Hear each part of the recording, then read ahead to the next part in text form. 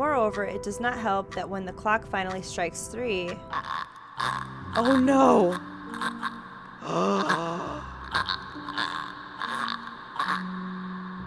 Where is she, dude? She's up on the freaking wall! Oh my god, hell no, dude. My hand stills. What the fuck are you doing, man?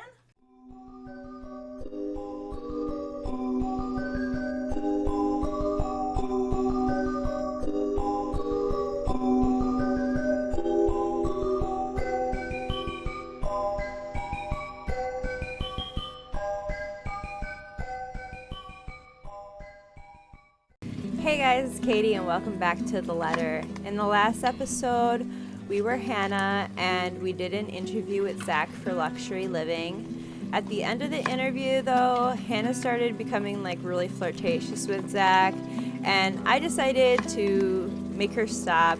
I didn't want Zach to feel uncomfortable, and you know, he's there to do his job. He's trying to be a professional.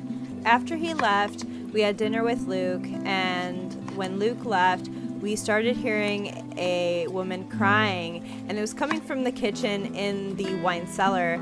And I decided not to open the hatch. I just had a really bad feeling because when we were taking photos with Zach, like the ghost girl was like hanging around Hannah's neck, and I just kind of felt like that was a trick to like try to get Hannah to go down there. So the next day is the day of their housewarming party, and we get a little advice from Marianne. She suggests that Hannah should take a break from Luke. However, I think that, you know, it's a little bit more complicated than that. I mean, they've been together for 7 years, and, you know, decisions just can't be made so quick like that. At the party, Hannah is reunited with Rebecca. They were friends when they were kids. It seems like Rebecca's parents maybe tutored Hannah. And as we're talking to Rebecca, the ghost appears again behind Rebecca. Then Luke comes to the party, and a woman named Rochelle, who is friends with Hannah and Luke, has been drinking. She accuses Luke and saying that the baby that she's gonna have is Luke's. So we decide to give Luke another chance, and Hannah takes Luke out into the foyer, and they kind of have a little discussion, you know, asking if he really did cheat on her. And Luke is kind of, you know, he's not really answering her questions. I mean, he's kind of being vague and being like, well, it's not my baby, but he's not saying outright that he slept with her.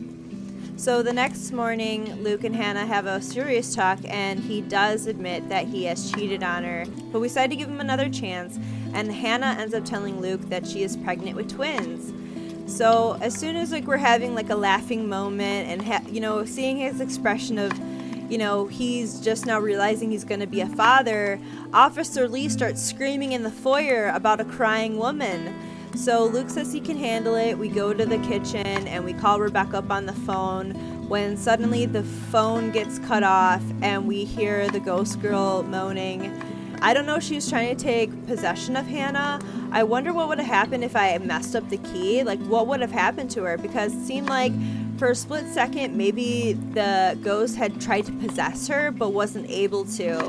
And that's my theory on it. I don't know if I'm right, but that's kind of seemed like what was happening, because she was like saying that she was herself, but not herself.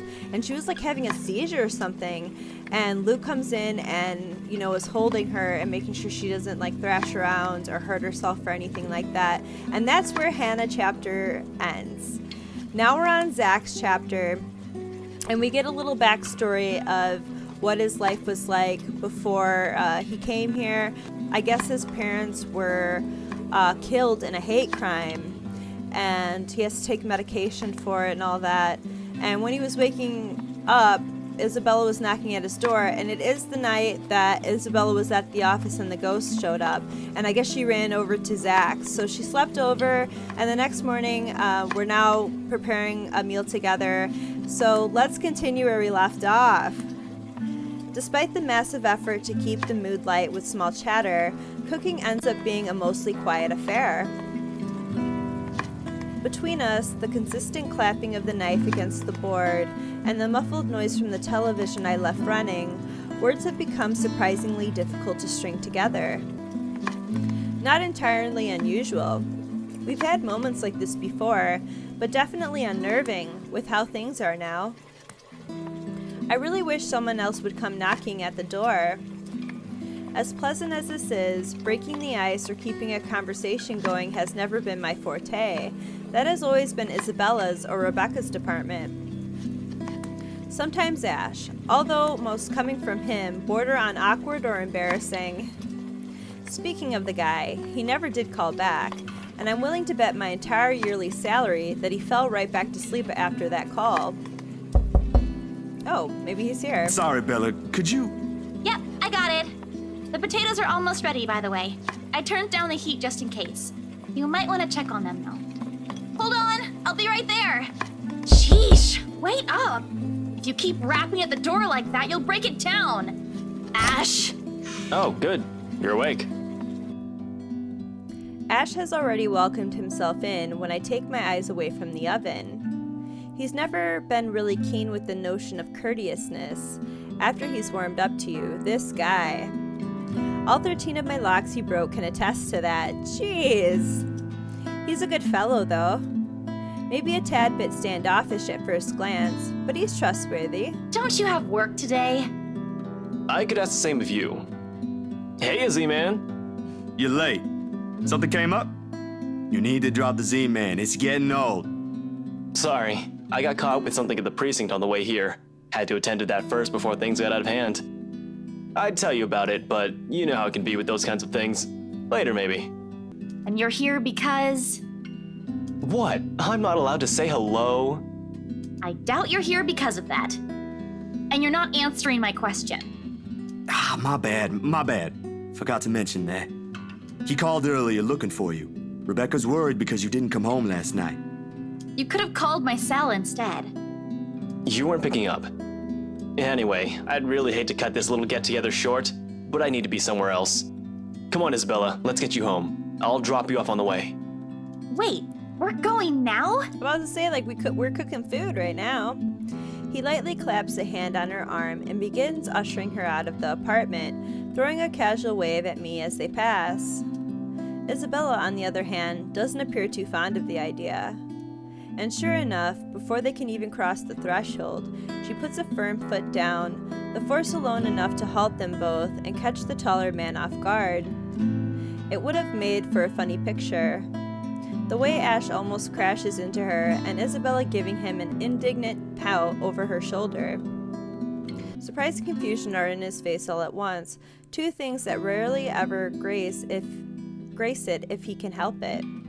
A rare moment even for our small group. If only I had my camera with me. Dang. What is it? Zach cooked something. If it's just food, I'll get you something on the way back. But the food! It's Zach's cooking. Real delicious food that actually tastes like food. At least stay and have a bite, please. Zach, help me here.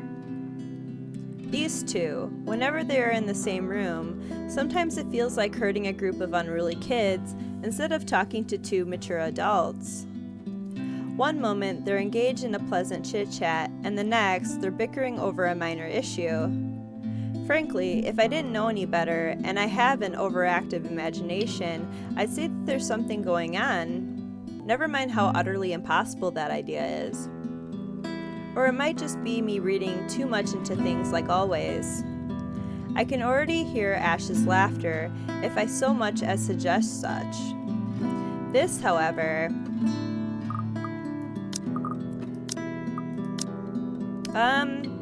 I cooked up a feast, man. Stay! I don't know about you two, but I think you guys should really stay. I've already made enough food for all of us, and it'd be a waste. Did they like that? Yeah! They want to stay to eat, man. We're all hungry, right? Why, I cooked up that special honey glazed ham you two keep on yapping about. Got some scalloped potatoes with onions and cheddar to go with it, too. Ooh, that sounds delicious. The oven timer dings. I shoot the two of them an apologetic look before sauntering over the kitchen, mittens in hand. The sweet smell of the glaze and salty tang of melted cheese wafts through the air as soon as I open the door and take out the two trays inside. The scent immediately fills the entire room, and even with the door and windows open, the mouth-watering aroma lingers. It's appealing enough that when I put the dishes down on the counter, another starved stomach protests loudly, followed by a burst of laughter. Oh, was that Ash?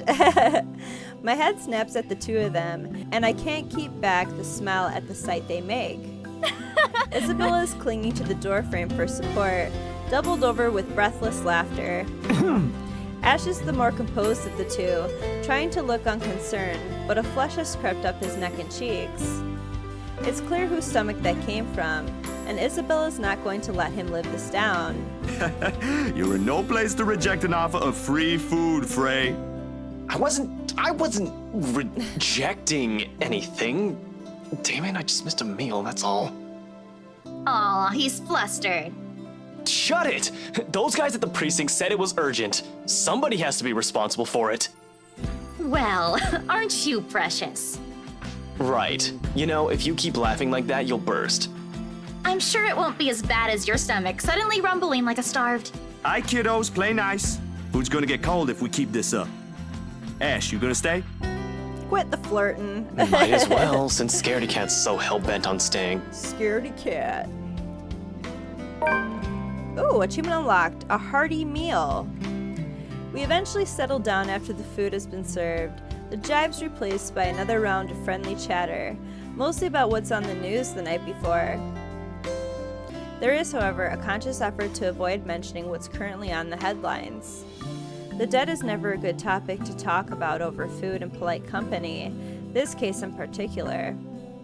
The wounds are too fresh, too soon. I'd likely avoid it as well if I were in her position, and someone I personally knew passed away in a gruesome manner like that. Though perhaps the closest we got to broaching the topic is when the infamous mansion is brought up again. But even then, we are careful, Ash and I. We keep the conversation light and avoid bringing up her late business partner. It's the least we could do. The Wrights? Yeah, they're planning to move in soon. In fact, they already have a housewarming party planned. It's why they wanted us to rush the papers. They wanted to send the invitations out as soon as possible. Oh, now I get it. Get what? Remember what I told you last night about the new clients? Vaguely? Sorry, I was a little out of it yesterday. Was it the photo shoot? Yep, it's actually for the one you sold. Ermite, something. That's cute. When you put it that way, I suppose it makes sense why my boss wants me to prioritize the couple. They can have those documents rushed at just a snap of their fingers. Then they're more influential than I initially thought. Man, I guess my boss is expecting a lot more from this project than I expected. Hope I can live up to it. Your photographs are more than good enough, Zach. You'd probably win an international award if you let yourself. Ma'am Hannah's easy to please, too. As long as you're good at following instructions. Easier said than done. Different clients have different tastes after all. Still, a week? I don't think that's possible. Now that you mentioned it, yeah. They wanted everything finished at the earliest. To be honest, it's not unheard of, but... But it's still weird. Still fishy. Still weird, yeah? A slip of the tongue. Still barely noticeable to someone who's already familiar with Ash's ways, yet in this moment, it's impossible to miss. I shoot him a curious glance, but he ignores it, rather pointedly. I can't exactly say it's like that, where I'm just the middleman after all. As much as I want to comment on it, I only know what's on the surface, not the in and outs. It's just that BRC and my boss are more hands-on with the legal stuff this time, despite having a separate department dedicated to it. Dude, the music in is so good. I'm just jiving to it. Maybe Mr. Wright helped with it too. They have their own legal team for this, don't they? Well, they should have one, especially for a big property like this. They have, but like I said, it's off our hands. Rose and I don't handle this stuff in the office. If anything, to me, this just means I'll be able to send the rest of the funds to Papa's treatment earlier. I guess that makes a whole lot of sense. Officially off our instant noodle diet, aren't we? Ash, Has anyone ever told you that you have an uncanny way of ruining the mood? Oh, her face changed in the CG or whatever. That's cute. And they got like stuff all over the face. Jeez, you ever heard of napkins? What? I was just saying. A few more months of stuffing your face with those, and I'm sure you'll start to look like a noodle cup. That's a pretty picture. Oh, his laugh is so cute. At least I don't live off convenience store food. Or make poor unassuming pressure cookers explode. What? How did you... Oh, come on, Zach. Sorry, it just came up while we were cooking earlier. I'm impressed, Ashton Frey. You even made it to the news. What? A one-time thing. And it wasn't as big as you seem to be imagining. Maybe that's what Zach was saying when he said I got chicken down stuck on me last time. Like maybe Ash is trying to like pressure cook some chicken and it frickin' exploded and it got all over the place. And he made it on the news apparently. I don't know. Oh, sure. Let's all pretend that one time you almost set my apartment on fire didn't happen too. Hey, that was an accident. You were making a salad, Ash. A salad? You can't even cook a salad. How the hell did a fire happen? Can we please move on to a different topic? It helps, the casual talk, the harmless teasing, the mundane stories interesting enough to let time pass unnoticed. By the time lunch ends, the shadows are no longer at the forefront of my mind. If it's the same for Isabella, or whatever troubles her, I can never tell.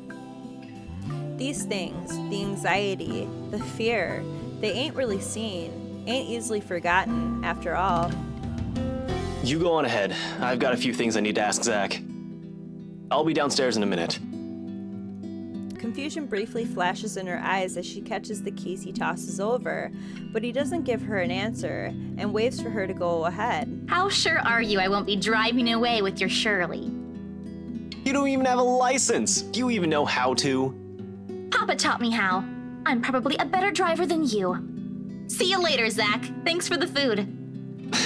Always has to have the last word, don't you? You're welcome. I'll send you the recipe for the potatoes tonight. The grin is back on her face when she leaves and closes the door behind her.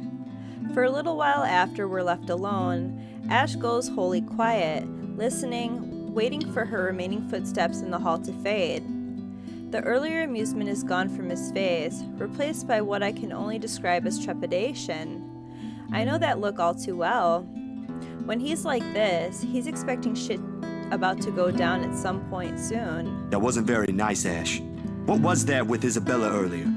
You're usually subtler with your questions. They hired you. Is he talking about the riots? So wait, is Ash investigating the riots? Huh.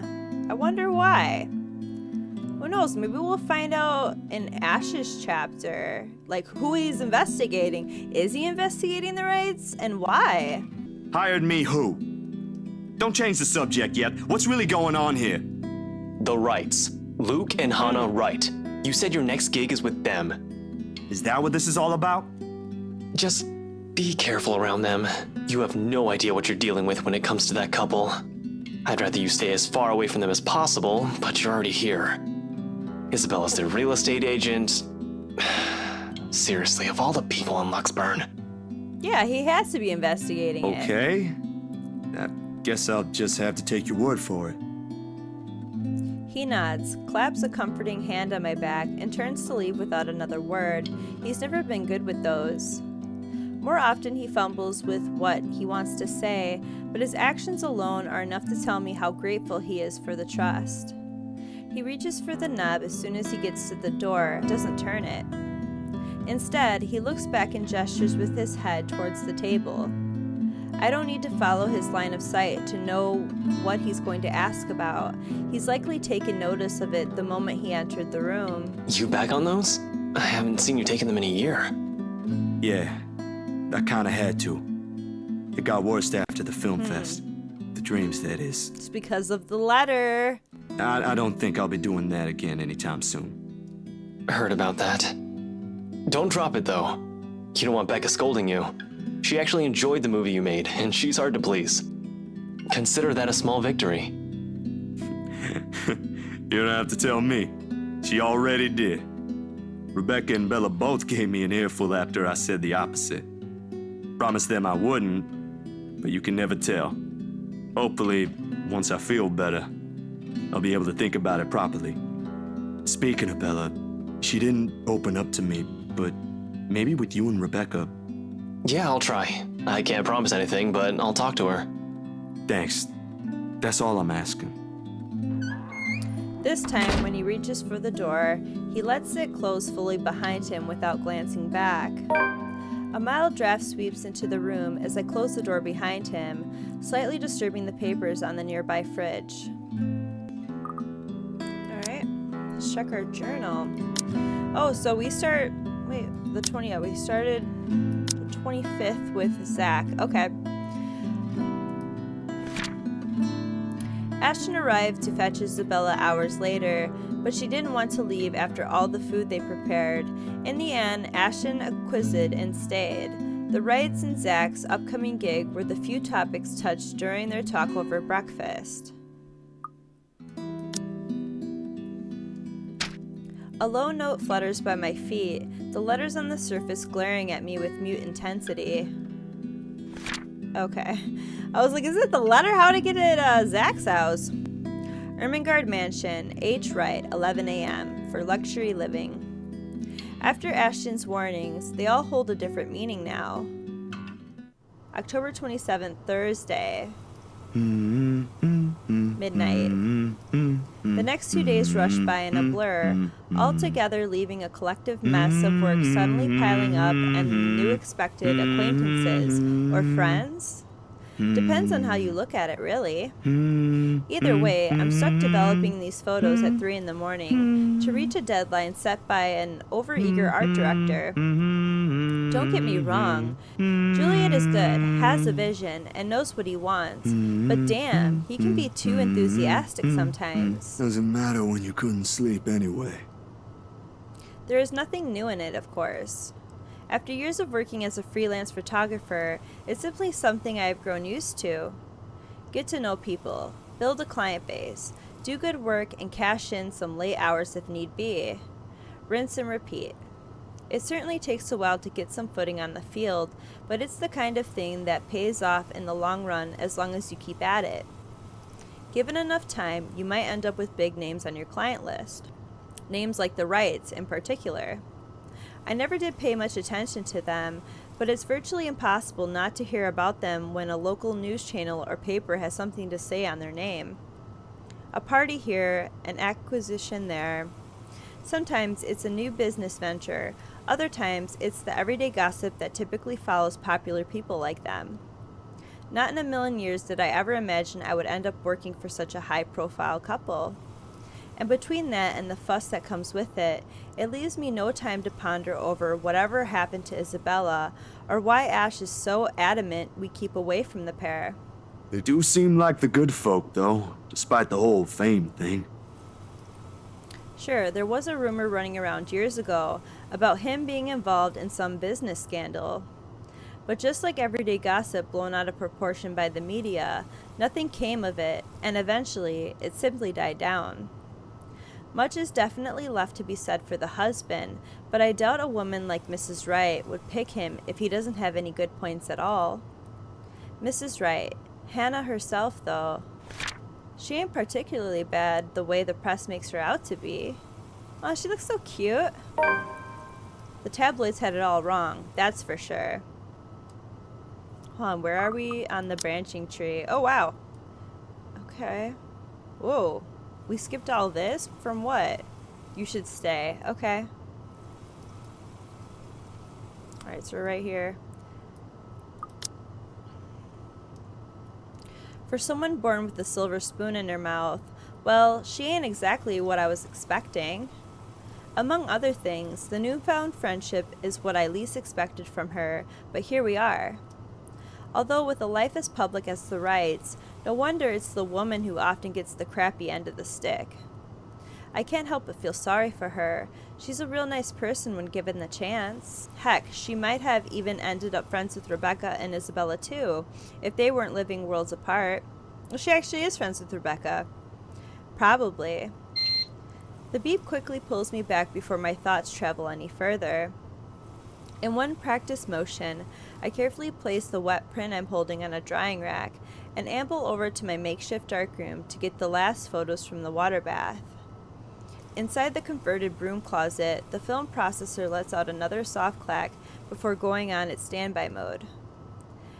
At its mouth, a lone photograph sits on the tray, barely visible with the lack of light. It's the last one tonight for the set Mrs. Wright requested. I don't usually make this a habit, giving away stuff that is. It's bad for the business, no matter how well-intentioned or generous you are. This exception, however, she did treat me well and was a pleasant companion all throughout the shoot. Even if she didn't ask, I would have probably given her a few prints just for the hell of it. Mrs. Wright ain't such a bad subject matter to begin with. And maybe this is just me, but for someone who has everything at the palm of her hands, all the money in the world, a loving husband, and a plenty big mansion to call home, she is lonely. She doesn't just appear like it. It shows in the tone of her voice, how she moves, and most certainly in her smiles. Always hidden behind the glamour for the world to never see. Sometimes for people like her, small things like these helps, a little reminder that the world can be kind too. Water drips from the paper as I blindly pick it up and gently lay it on another tray holding a decent amount of photo flow. A few seconds under the solution is all I need before it's ready for drying. No good rushing this last one, even if my body's already screaming for some decent snooze. My hand fumbles for the light switch, moving towards it with familiarity, while I fish for a squeegee among the mess of tools on a drawer with the other. The bulb flickers twice before its glow settles and casts a soft light in the tiny space. When I glance back down, squeegee in hand, ready to finish the process and finally call it a night. What on earth? Ah! Wait. Who is standing at the railing, though? Like, I know that the ghost was, like, wrapped around her neck, but there's someone freaking standing there. Oh, wait. No, that's the... Okay, never mind. It looked like... Okay, that's just the shadow of the girl. I'm about to say... It's just the railing. I was like, who's standing there? Her head is gone. Blurred and distorted beyond recognition, rather. The area completely smudged over, leaving no trace of the same sweet smell the good woman carried in all the previous prints. Damn, that was too careless. A common mistake to make, of course, if one isn't negligent enough to pick a newly processed photo in the dark, like I apparently did. It has happened before, loads of times actually. But I still can't help but feel a small pang of frustration over one mistake a newbie would likely make. With a sigh, I reach up for the switch again, intending to develop a new one from scratch. It could pass off for one of those supernatural pictures they show on TV, though. Yeah? A memory clicks, one cursory thought in the sea of many, and a short yet distinct second from the day before. A glimpse is all I got, but it's enough to burn the image in my mind. There was a shadow. No. A woman. In her 20s or early 30s, maybe? But with how far gone her flesh alone has become, it's not possible to tell at first glance.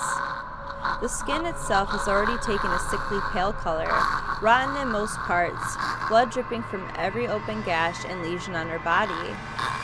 Bony hands grip Mrs. Wright's neck like a noose, staining the skin underneath with a vibrant shade of scarlet. Nothing but malice fills the gleam in her eyes. Zachary? Not for me, but for Mrs. Wright. Zach, is something the matter? Oh, no, there's nothing wrong. I just remembered something, that's all. Let's get back to the pictures. Can you move a bit more to the left, yeah? The memory alone is enough to make me retch. Some of Hannah's shots from the photo shoot the day before came out distorted after Zachary developed them. He would have almost dismissed it as human error if he hadn't remembered a chilling memory from yesterday's shoot. Yeah, how would you not remember something like that? Like, I would be like, I would have probably ran out of the house right then and there. I brushed it off then. A trick of the eye, I told myself, or a product of the heat. The weather has been unexpectedly warm recently, so it shouldn't be too surprising for such things to happen. And, well, blaming this one on the usual fatigue, an overworked brain, the weather, or an amateur error on my part is far more convenient. It makes a whole lot of sense than what the small voice inside my head whispers. The same tiny voice that only makes itself known when something's afoul. The same one that lent a curious ear to Isabella's worries about the mansion. And with each second I spend staring at this photograph, the murmurs in my head only grow louder against my ears. Someone has to know. Ooh, my God. Okay, Ooh. Show the photo to Hannah or show the photo to Ash. I don't know. I almost feel like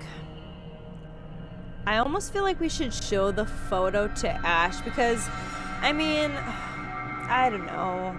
I really don't know. I mean, with everything that's going on with Hannah right now, like the whole cheating thing, she's gonna have twins. You know, she's working at her house, and there's the frickin' ghost. I don't know if I want to show the photo to Hannah. If I show it to Ash, I mean, Ash already seen the letter. I mean, so did Hannah. Ash actually, you know, took Isabella to the professor and was trying to get some type of information on it. So, I don't know. I feel like I should show the photo to Ash. Ash will give me a flack for this. He will. I can already hear what he's going to say about this the moment I bring it up. Hell, before he even sees anything, I'll wager. The guy is a skeptic through and through, and it'll take more than my account for him to even consider this. But when you've been there, seen something enough to raise the hairs at the back of your neck and leave you wanting to flee or hide, what he thinks is the least of my concerns. Ash and Zach are best friends apparently, so I mean Hannah doesn't really know Zach. I mean, they only spent one day together, so that's kind of why I'm like leaning more towards Ash. I am no hero. That's the title best reserved for someone else. Still, if this will help him change his mind, it's worth a try. Isabella's gone and done the same thing, didn't she? Outside, the sun is yet to rise. I've still got a few hours before dawn, good enough time to mull over how I'll go about this with him. Plenty of space to check if I'll get the same result if I redo the process again. The film processor hums back to life at my touch. The light switch gives out a soft click, and darkness embraces the small closet again. Somehow those urban legends don't sound so silly now. Luxborn City morning. Sometimes I wish Ash would make himself easier to find. 24 messages, 13 phone calls, and one visit to his flat later. I still have no idea which rock in Luxborn he went off to hide under again. The guy has his own place, but refuses to stay in it. Has his own phone, but doesn't answer any of his calls or give any indication he's gotten any messages. Most of the time, he'll just show up on my front door. Sometimes in the middle of the night, complaining how uncomfortable it is to sleep at the back of his Shirley, his car. As if the old couch in my flat is any better. Nothing new from him, though. It's a bit frustrating, really. There's the police precinct, of course. Then again, he's not there most of the time either, and if that's also true for today, he's likely out on another stakeout. There's nothing much for me to do but to wait if that's the case. Let's just hope I'm lucky enough today. Luxborn Police Department in the morning. While Luxborn is a relatively peaceful city boasting a low crime rate, its precinct stays abuzz with activity. As soon as I open the glass front doors, murmurs coming from the people waiting in the lobby welcome me. Officers can occasionally be seen shuffling in and out of the rooms, greeting civilians with a casual smile and a polite nod. Some, though, look a little worse for wear, like they're receptionists who looked at me with much disdain the moment I arrived. Thankfully, I won't have to deal with him today. Before I can even step in, Ashton's voice, though low, comes from the hallway adjacent to the lobby. Not even for just 1 minute? No. The case was dismissed, remember? You were the one handling that case. If you want access to those records, you've got to ask Chief. I was taken off it before shit went to hell. Why do you even bother? Even Professor Clark seems to have given up on that. Well, Never mind, you won't understand. Right. I know you owe Professor Clark a lot, but the right guy isn't just someone you mess with. They've got the money. Who knows what else gets swept under the rug with them involved. That takes a special kind of ignorant not to know. And a smart person to know which boundaries he can't cross. You're a bright guy, you'll figure it out. In any case, I've got to get going. Another missing person case on my hand. Benjamin on the front desk looks like he's about to maul someone after the fourth one yesterday. Murders, people missing, what a time to be alive. Man, I miss the old Luxburn. You and me both. I'll see ya. Gonna go grab some lunch. He notices me first as soon as he enters the lobby and pauses. Confusion briefly crosses his face until I fish out the phone from my pocket and wave it up. Frowning, he pulls his own mobile out, wordlessly fiddling with it for a few seconds before sighing heavily. There ain't any annoyance in him when he glances up, though. Only mild exasperation, and what might be a hint of amusement. Stop taking pointers from Isabella. This is gonna get old soon. At least use your phone properly. It's an alarm clock, a good note-taking device, a halfway decent camera, and maybe a music player too. If I'm being nice. What else do I need it for? I don't know, keeping in contact maybe? When he merely shrugs, I know I've struck a chord. He's far from holding a piece of technology in contempt, of course. Ash has always been nothing but practical from the start, and technology is useful. Only when he gets too focused on one thing, like a case he's handling, he tends to forget there are other things around him. A little reminder and a nudge in the right direction can get him a long way. I've got an email on that social media site the girls roped us into joining. That doesn't make any sense. Also, you've got an account before any of us had one. For policing purposes? Anyway, why are you here? I thought you have something scheduled today. Or was that yesterday? That was yesterday. Look, about that, there's something I want you to see. He stops me with a tap on my shoulder, walks past me straight to the door, and gestures with his head toward their very irked receptionist when I raise an eyebrow in question. Over lunch. I haven't eaten anything since last night, and Benjamin there doesn't really like loiterers around here. Wordlessly, I follow after him, but not after sending the poor guy behind the table an apologetic smile. We're at Starbucks Coffee House.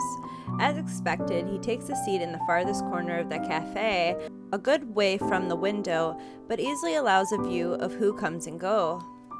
Secluded enough not to be disturbed by the lunch hour rush or be overheard by a curious bystander. If I didn't know this is lunch he invited me to, I would automatically assume I got dragged into another stakeout. After years of knowing him, though, this has simply become one of the many habits he has I've gotten used to. Food arrives minutes later. A slice of their vegetarian quiche for me. Meanwhile, Ashton has opted for a cup of coffee plus a gracious serving of... Ooh, that'll look so good. You having cake for lunch? He shrugs and then proceeds to dig in without even a hint of remorse. Frankly, it's like seeing a child get his Christmas presents early. Don't tell Becca. I'll get an earful. It's just for today. You should listen to her, though. The kind of work you do, you'll need to eat something other than sweets. I don't want to see you drop dead in front of my apartment again. I told you, just this once. Have you been hanging out with Becca lately? You're beginning to sound like her. Nah, just for some recipes. But she has the right to worry, you know? It's like she's taking care of two kids. One bitches on sweets, while the other on cup noodles. At least Bella knows how to cook. Hey, I can at least boil something. Wait, that's easy, right? I mean, you just put water in and... No, don't even think about it. You destroyed your own kitchen once by sticking a pressure cooker on it. Jesus. I think my sister is a whole lot better than you. And this is coming from someone who has no other choice but to eat her cooking for some time. To be fair, he genuinely appears offended at the last remark. Hate will be too strong of a word to describe how Sis and him usually interact whenever they're in the same room. Though whatever appropriate word it is, I can say with most certainty that the feeling's mutual for both. Ash thinks she nags too much, while Sis thinks he's a trouble magnet and I should stay away from. They're both technically right on their assessments. How's your sister, by the way? Still bullying white guys? What should I say?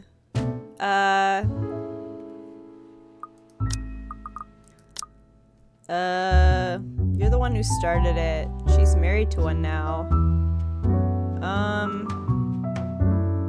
You're the one who started it, I guess. You do realize you're the one who started it. Ooh, he didn't like that. Whoopsie. I mean, I've been doing so well so far, but, you know, the relationship's still good. It's still above half, so. Yeah, well, your sister tried to poison me with her cooking. Like you can cook better. My cooking has never killed people. Your brand of cooking mostly involves throwing things into a pot and hoping it never explodes. I am never going to live that one down, am I? Was in the news. Did you know Nana and Gran called me that night just to check if you're still alive? And they were genuinely concerned. They've always been. In some unspoken agreement, my grandparents has adopted him into the family. A nice gesture, and I don't think he minds it at all. He'd even ask about them from time to time, check on their well-being. I think part of him misses his own family, the one he'll never get back, and though he won't say it out loud, he appreciates having one thing close to it. Makes him feel less alone. Who won't? And yet... You should drop by sometime. Nana's request. She wants to see whether that skinny boy has somehow gained some muscle. I'll see what I can do. Sometimes he neglects the more important things. Ash? Some other time, Zach. Things are a bit hectic at the moment. Even for just a day? Psh, come on, Ash. You saw how things are at the precinct. Even Benjamin's at his wit's end. He is quick to avoid my eyes, swiftly turning his attention back on his plate. The food, however, remains uneaten. He puts up a wall again. I can't remember the last time he did that, but watching it happen in front of me is disconcerting. It ain't an excuse, I know that. His job is never as easy as those television shows often imply, lots of bureaucracy and red tape involved. If he's lucky, they'll find an easy lead, close a case after several months of no sleep and pure hard work. But most of the time, it's just one pile of reports after the next, one frustration after another. I just wish he'd stop focusing on it too much and see what he's missing out on for once. You really can't make time for it? I can't just leave this case for now. Sorry. His change in tone is subtle, but his aggravation over the matter hangs completely palpable in the air. Still no closer? The opposite, actually. There's been some slip-ups here and there. Careless mistakes, and let's just say I'm waiting for him to make another one. What about you? How are things on your end? All piled up on top of the other. But I can manage. Still recovering from the expenses for the movie, so the surge in new projects helps. And well, there's this one thing. The expression on his face grows more puzzled with each photo I spread on the table. There's about 8 of them, all of it reprints of the same thing, Mrs. Wright's distorted head on the photos. He takes a minute to go through each, eyeing the prints warily. The fear on his brow doesn't ease even as he gathers all of it into one pile and sets them on one neat stack in front of me with a heavy sigh. Hannah Wright? Yeah. How did you... The locket. She never takes it off. Evan's family heirloom. I won't even think about asking why or how he knows that. If he's investigating them, he'll likely have already dug up every unimaginable dirt on them, including family history. Are you done with your work with them? Yesterday, yeah. It's just a small feature for a magazine. Interviews, photos, standard stuff, nothing big. But see, here's the thing. I don't know how else to put this out there without sounding crazy, but there really is something odd with that place. Remember the letter? He drags in a breath, reaches up his nose and pitches it, like the action alone will help grant him all the patience in the world to continue this conversation. Please tell me this isn't about that again. No, Ash, you've got to listen this time. I am listening, and I can't believe that just came out of your mouth. What? Did I choose the wrong option? These are some blurred out photos, and that letter is just a stupid prank. I expected this from Isabella, not you. You're the photographer here. I don't see any need to get worked up over this. I know what you mean, but will you hear me out first? Ash leans back on his seat and doesn't say anything further. He gestures for me to continue with a wave of his hand, impatience clearly on his face. Any other person telling him this, and he'll walk out without batting an eye. I suppose the only reason he's giving me the benefit of the doubt is because we know each other. Ash, I don't easily buy into these things as much as you do. Yesterday, though, behind Hannah. He blinks at that, his eyebrows lifting momentarily before settling into a deep frown. Hannah? Since when were you on a first-name basis with the Wright missus? Why does that even matter? I thought you said this was just a gig. His voice stays level, but the accusation in it is clear as day. It hits a nerve in me somehow, more than that tone usually does. I do get where he's coming from, but...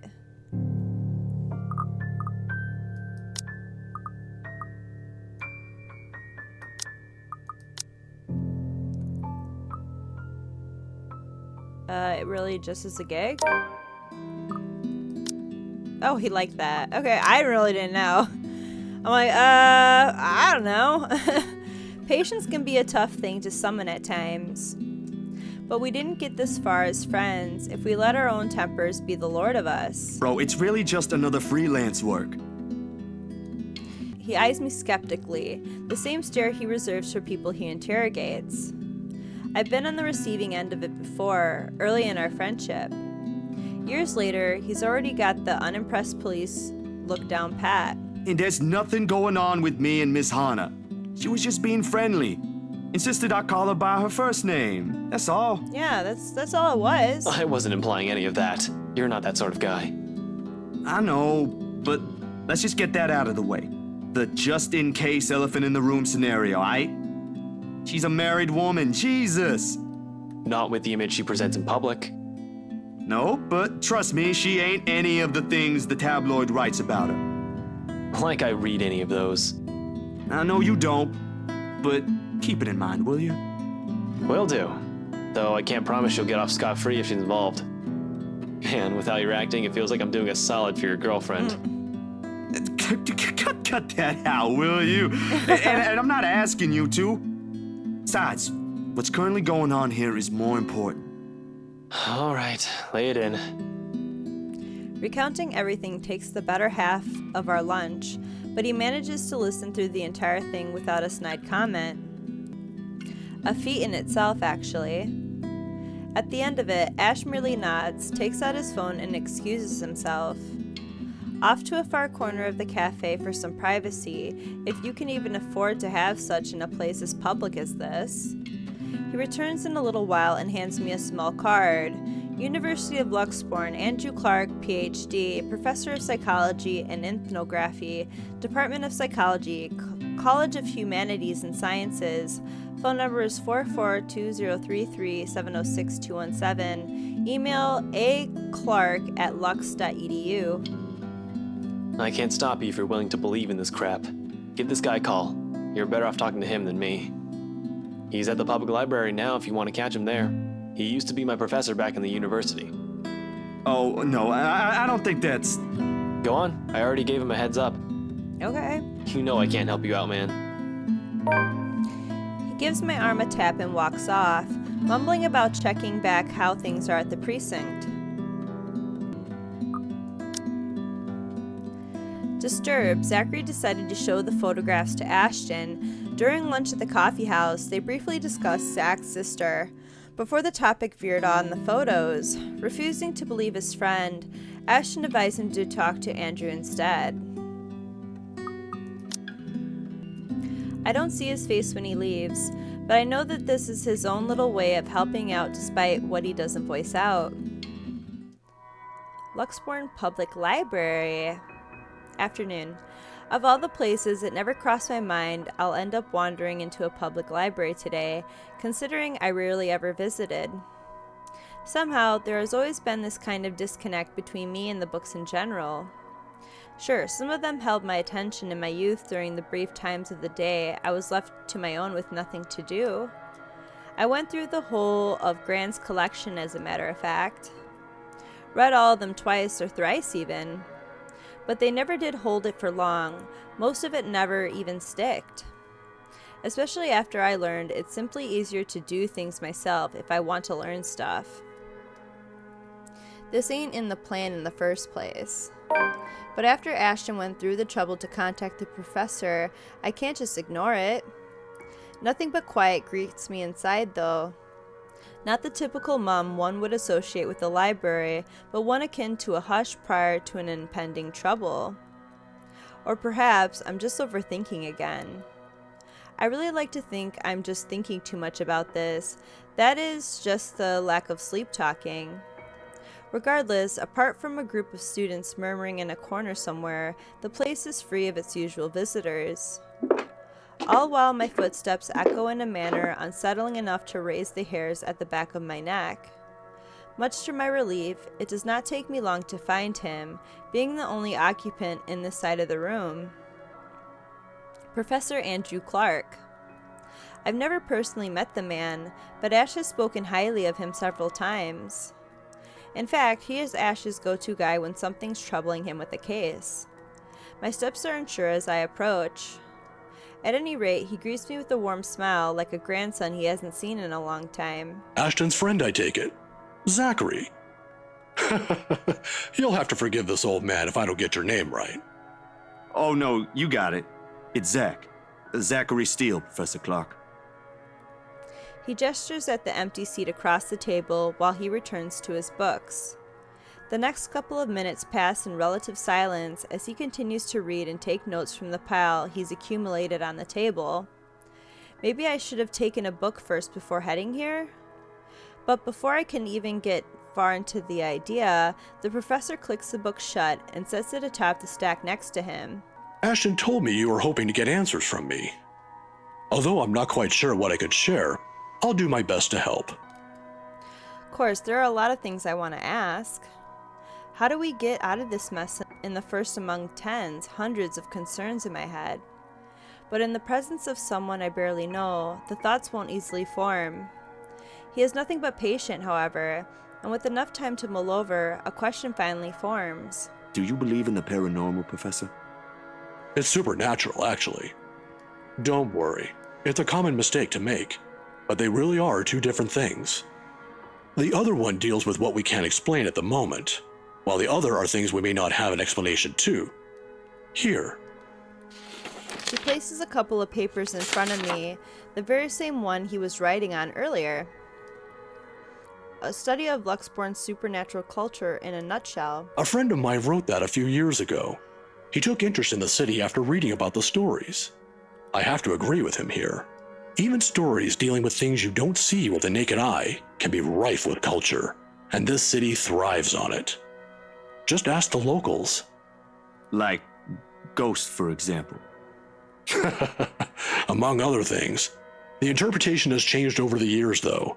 Various religions, for example, have their own version. It might not always be a spirit now. It could be a memory, or an imprint, an echo, so to speak.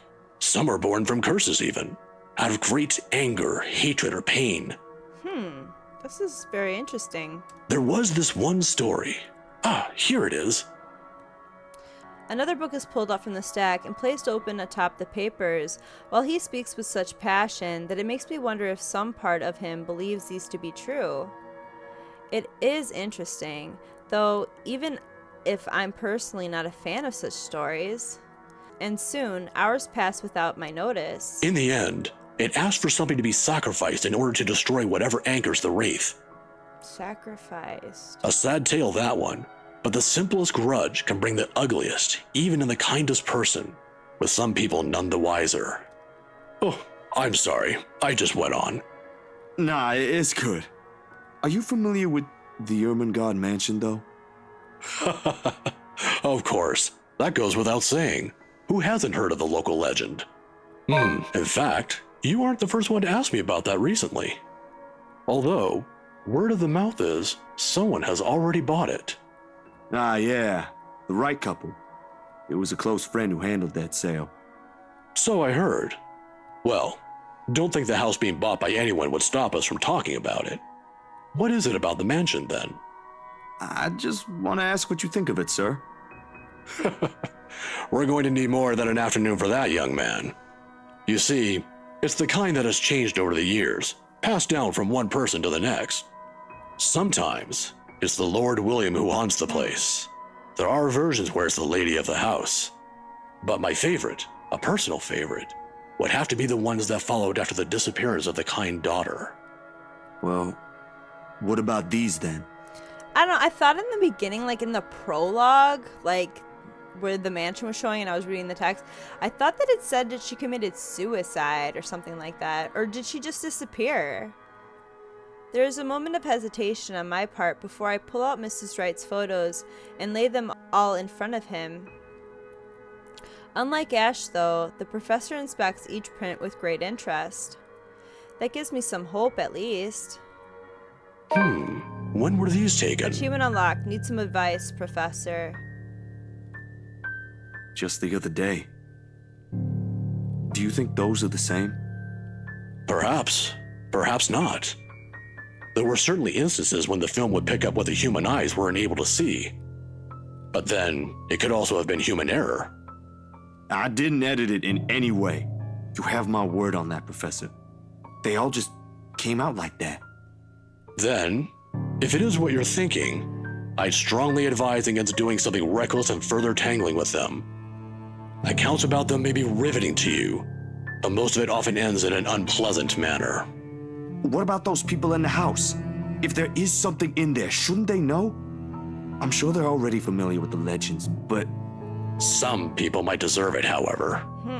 Deserve what, sir? All of a sudden, the tenderness in the professor's eyes disappears, his face becoming unreadable.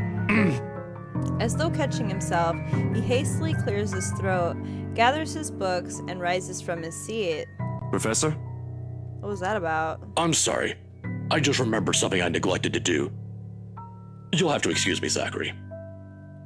All right. Do you need any help with that?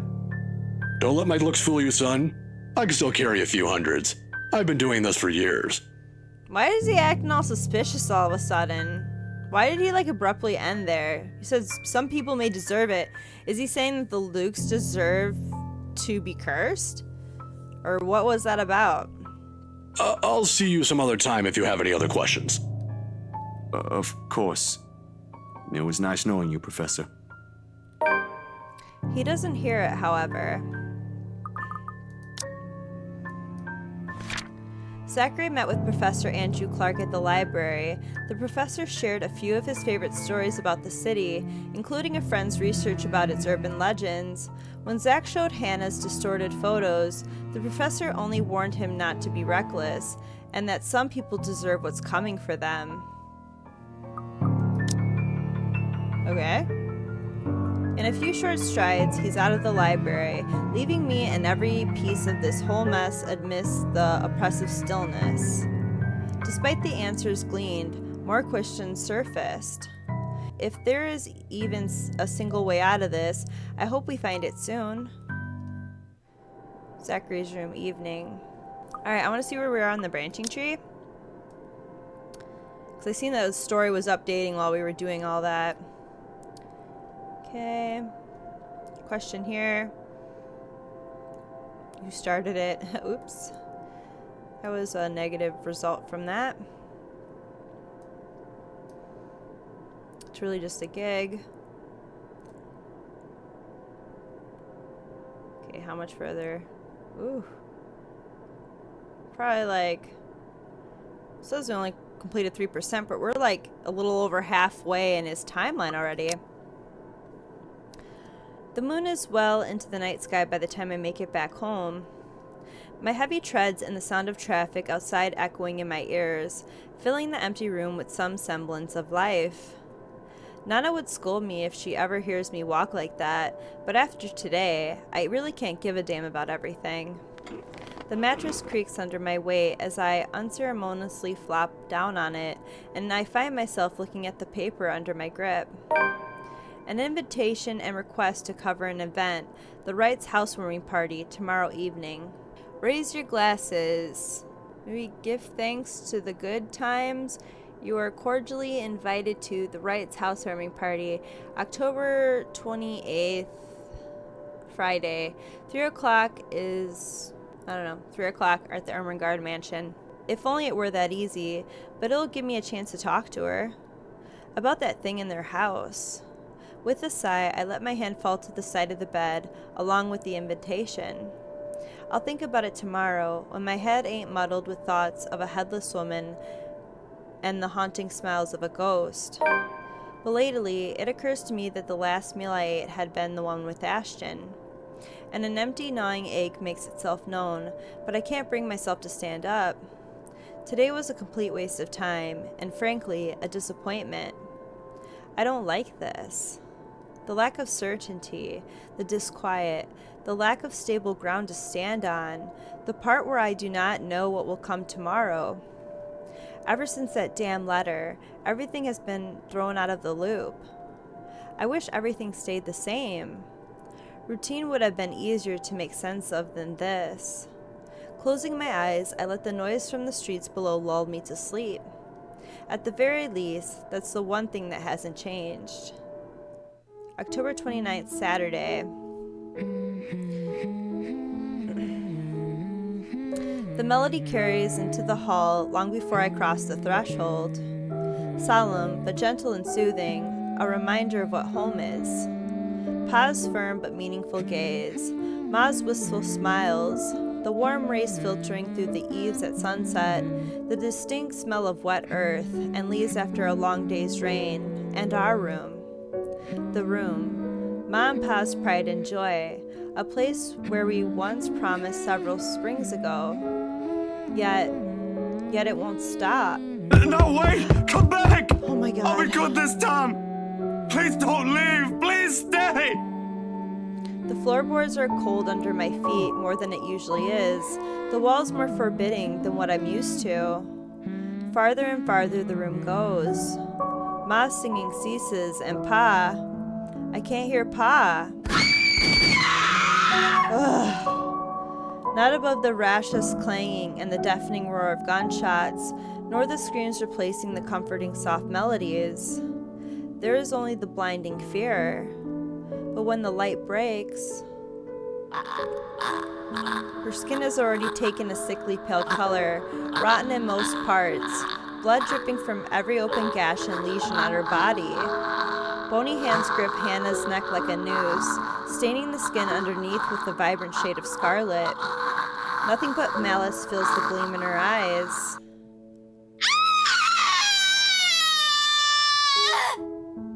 A scream ripples through the air. My whole body feels distant. Every limb heavy with lead, all unable to move at will. Not even so I can wipe the beads of sweat forming at my temple. The rasping of my breath easily fills the room in the wee hours, while I force it back into a steady rhythm. There is a tightness in my chest I can't shake off, my heart pounding against it as if it were about to burst out. Something cold has settled in my legs. Not the usual chill that comes and goes with the passing breeze from the window, but one strong enough to sting, shackle, and leave a frigid sensation creeping up my skin. Is she in the room with me? With every struggle I make, the pressure wins firmly around my legs. Tighter, and tighter, and tighter, all until it becomes too much. My heart stops. Dude, she's in the room with me! Another draft sweeps into the room and brings with it the iron tang of blood. Thick. Suffocating. Filling my nose with a foul, sickening smell as I shift my gaze downwards, and it slowly comes into view. Achievement unlocked, nightly visit. She's in the bed with me? What? Oh my god. Oh my god. Mouth stretched in a hideous smile and eyes burning with nothing but madness. The stench of gore taints the air around me, and I can't look away. Why is she down there? Is she trying to give me a BJ? What? Girl, I don't like you like that, okay? From the terror and death that her uncanny twisted features alone scream. I try to open my mouth, to shout, to ask for any help, but my voice has left my body altogether. All I have is the painful realization that no kind of plea will ever save me from her. Then suddenly, the bed dips. Ah! Oh my god, girl! What the fuck is she coming at me for? Oh my god. Oh my god, dude. I did not like that. I feel like I went lightheaded there for a second. Oh my god. Too much blood going to my head for that moment. The brutal plunge back into myself jerks me awake. Was it just a dream? There's no ear-splitting scream, no wild thrashing of limbs. Just a painful, constricting awareness that something has wound itself tightly around my neck. I waste no second pulling it, a blanket, away, but allow myself a few minutes to steady my breathing before getting off the bed. Inhale, hold, exhale. Dude, I had like a freaking head rush or something when that happened. My whole vision went white. 1 step, 2 steps, 3. But the dreams have gotten worse. Ever since 2 days ago, no longer are they the small cursory flashes that I'm used to, but vivid ones that linger. I can still feel the blood in my hands, the putrid smell of rotting flesh, the sickening crunch of bones breaking with every movement, and her cold, chilling eyes as they bore into me. I draw in one ragged breath, and before I know it, I'm walking out the door. Even in the waking world, it reeks. Okay, we're at the Central Park in the morning. A bench on the park is far from the most private place for thoughts in Luxbourne, considering its location at the heart of a bustling city.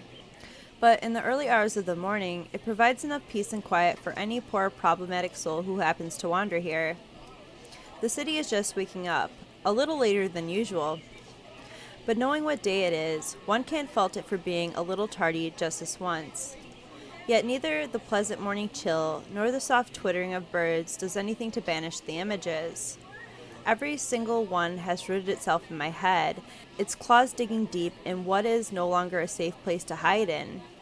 London Bridge is falling down, falling down, falling down. It used to be easy, London Bridge finding is some falling pretense down, of peace my under the guise of sheer fair lady. optimism, Take following a regular key and routine. lock him up, lock Now- him up, lock Now I him don't know up. what to Take make of a it. key and lock him up, Sometimes it's easier my to run, fair lady. easier to hide when everything's falling apart. London That way, Bridge you is don't have to be falling the first to witness down, it when it falling down, does. falling lady. It worked when things went bad with the Take a movie, key after and all. lock him up, It lock also him worked when up, Mom and Pa were lock him taken up. from us. Take a key and Maybe lock it him really up, is better if I my just... fair- Hey, mister. Achievement unlocked. Hello, mister.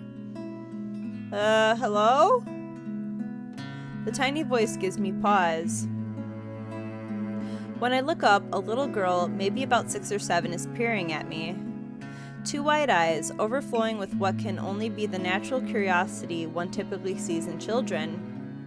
I vaguely note that the same Goretti uniform she's wearing before returning her greeting. Hey kid. Kylie. Kylie? Kylie? That's my name. Mama said it's rude not to call people by their names. She then flops down on the empty space beside me. Her little legs, still too short to touch the ground, swings in tune with the song she hums under her breath. I don't mind kids. Nana would often invite the ones in our old neighborhood to give them treats. Of course, by then Sis and I were both too old to play with them, but you get used to the commotion eventually. It's not completely as unpleasant as most people would imply. Kylie seems to be a well-behaved kid anyway. Oh, sorry. Nice to meet you, Kylie. Is Mama here? No, but my big brother's with me. He's taking pictures with his camera over there. She points to the far end of the park, the one closest to the street where a kid is taking shots of something above him. It doesn't look to be birds because all there is on that side of the park are buildings. I don't see what's so interesting with the tip of a building, though. I'd take pictures of dogs if I were him. They're cuter. Do you have a camera too, mister? Yeah, I'm actually a photographer. Mama said I'm too young to get a camera. I'm sure your mama will eventually give you one. But won't you be late for school like this? Big brother will get us there on time. Rowan promised Papa. We aren't going to be late. It's sports day. So it's not good if you keep looking like that today. She's cute though. If it ends up raining and we lose, it's your fault. I like her little pigtails. Aw, she's so cute. All right, I'll try not to upset the clouds today, kid. But I mean, she has like a sprite though, like a character sprite. So I mean, is she in the story somehow? Is it because you're sick, mister? Before I know it, a smile has spread over my face. They say kids ask the toughest questions sometimes, and they sure do, with how sincere Kylie looks. Lying feels like doing her a huge disservice. No, not sick. Just having a very, very bad day. Why is that? Is that like when my big brother ate all of my pudding? He did that once and then cried. It wasn't very nice of him. Aw. Yeah, I think so. You see, there's this mean girl. She's given my friends and I a lot of trouble. Hard to keep up when things are like that, you know? Especially when you can't do anything. It's kind of scary. Makes you wish things will just stay as peaceful as they used to be. Maybe she just wants to be friends with you? I don't know about that, Kylie. I highly doubt that. She already hurt one of my friends. What if she's just sad? Or maybe she just wants help. That's what happened with Melody. I let her borrow my crayon when she left hers. Now we're playmates. It's not really the same thing, Kylie. What she did, they're pretty bad things. I still think there's another reason. Did you try talking to her?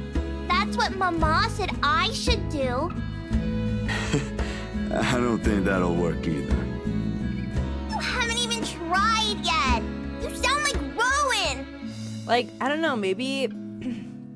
I don't know too much of, like, the story or, like, who the ghost girl is exactly. I mean, she doesn't look like the woman or man in the portraits in the mansion. But who knows? Maybe she died there and, like, maybe her body needs to be put to rest or something like that. I don't know. You're just scared, mister. That strikes a chord. Maybe it's the honesty in her tone or simply the truth in the words itself. I don't know why, but I can't help it. I laugh.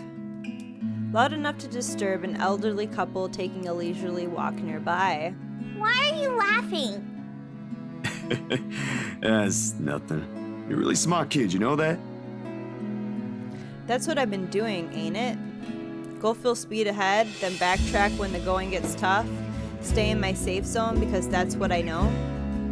Once, Dr. Navarro said I should be the first one willing to deal with my problems before anyone else. I didn't show up on our next appointment after that. But he's right. And though I hate to admit it, knowing what I've seen, but the kid makes a good point too. I've been so caught up in thinking there might not be a way out. Maybe there isn't, or maybe there is, but that doesn't mean I should just leave it up to fate. Aren't spirits supposed to be humans before too? Had people they cared about lived a life of their own, smiled and laughed like the rest of us does? Do they really lose it all after death? You better get to school, though, or you'll miss sports day. You should have won yourself some awards, aight? All right. Can I show it to you when I do? That can cheer people up, right? In the distance, her brother calls for her, and I took that as a sign to leave. Got things to do, to face. The first few steps, they say. Nah, I'm good now, I think. Thanks to you. Besides, Mister needs to go. But you should show it to Mama and Papa. I'm sure they'll be proud of you, Kylie. I will. Thanks, mister. Bye. Aw, bye. I give her a little pat on the head before heading my way. A small gesture of thanks from a stranger she didn't know she might have helped. She may not understand it now, even though at such a young age, she already has this understanding of things, but maybe when she's older. When the world no longer seems too big for her. But aren't you going to help me, mister? Help you with what? With what? Confused, I glance back.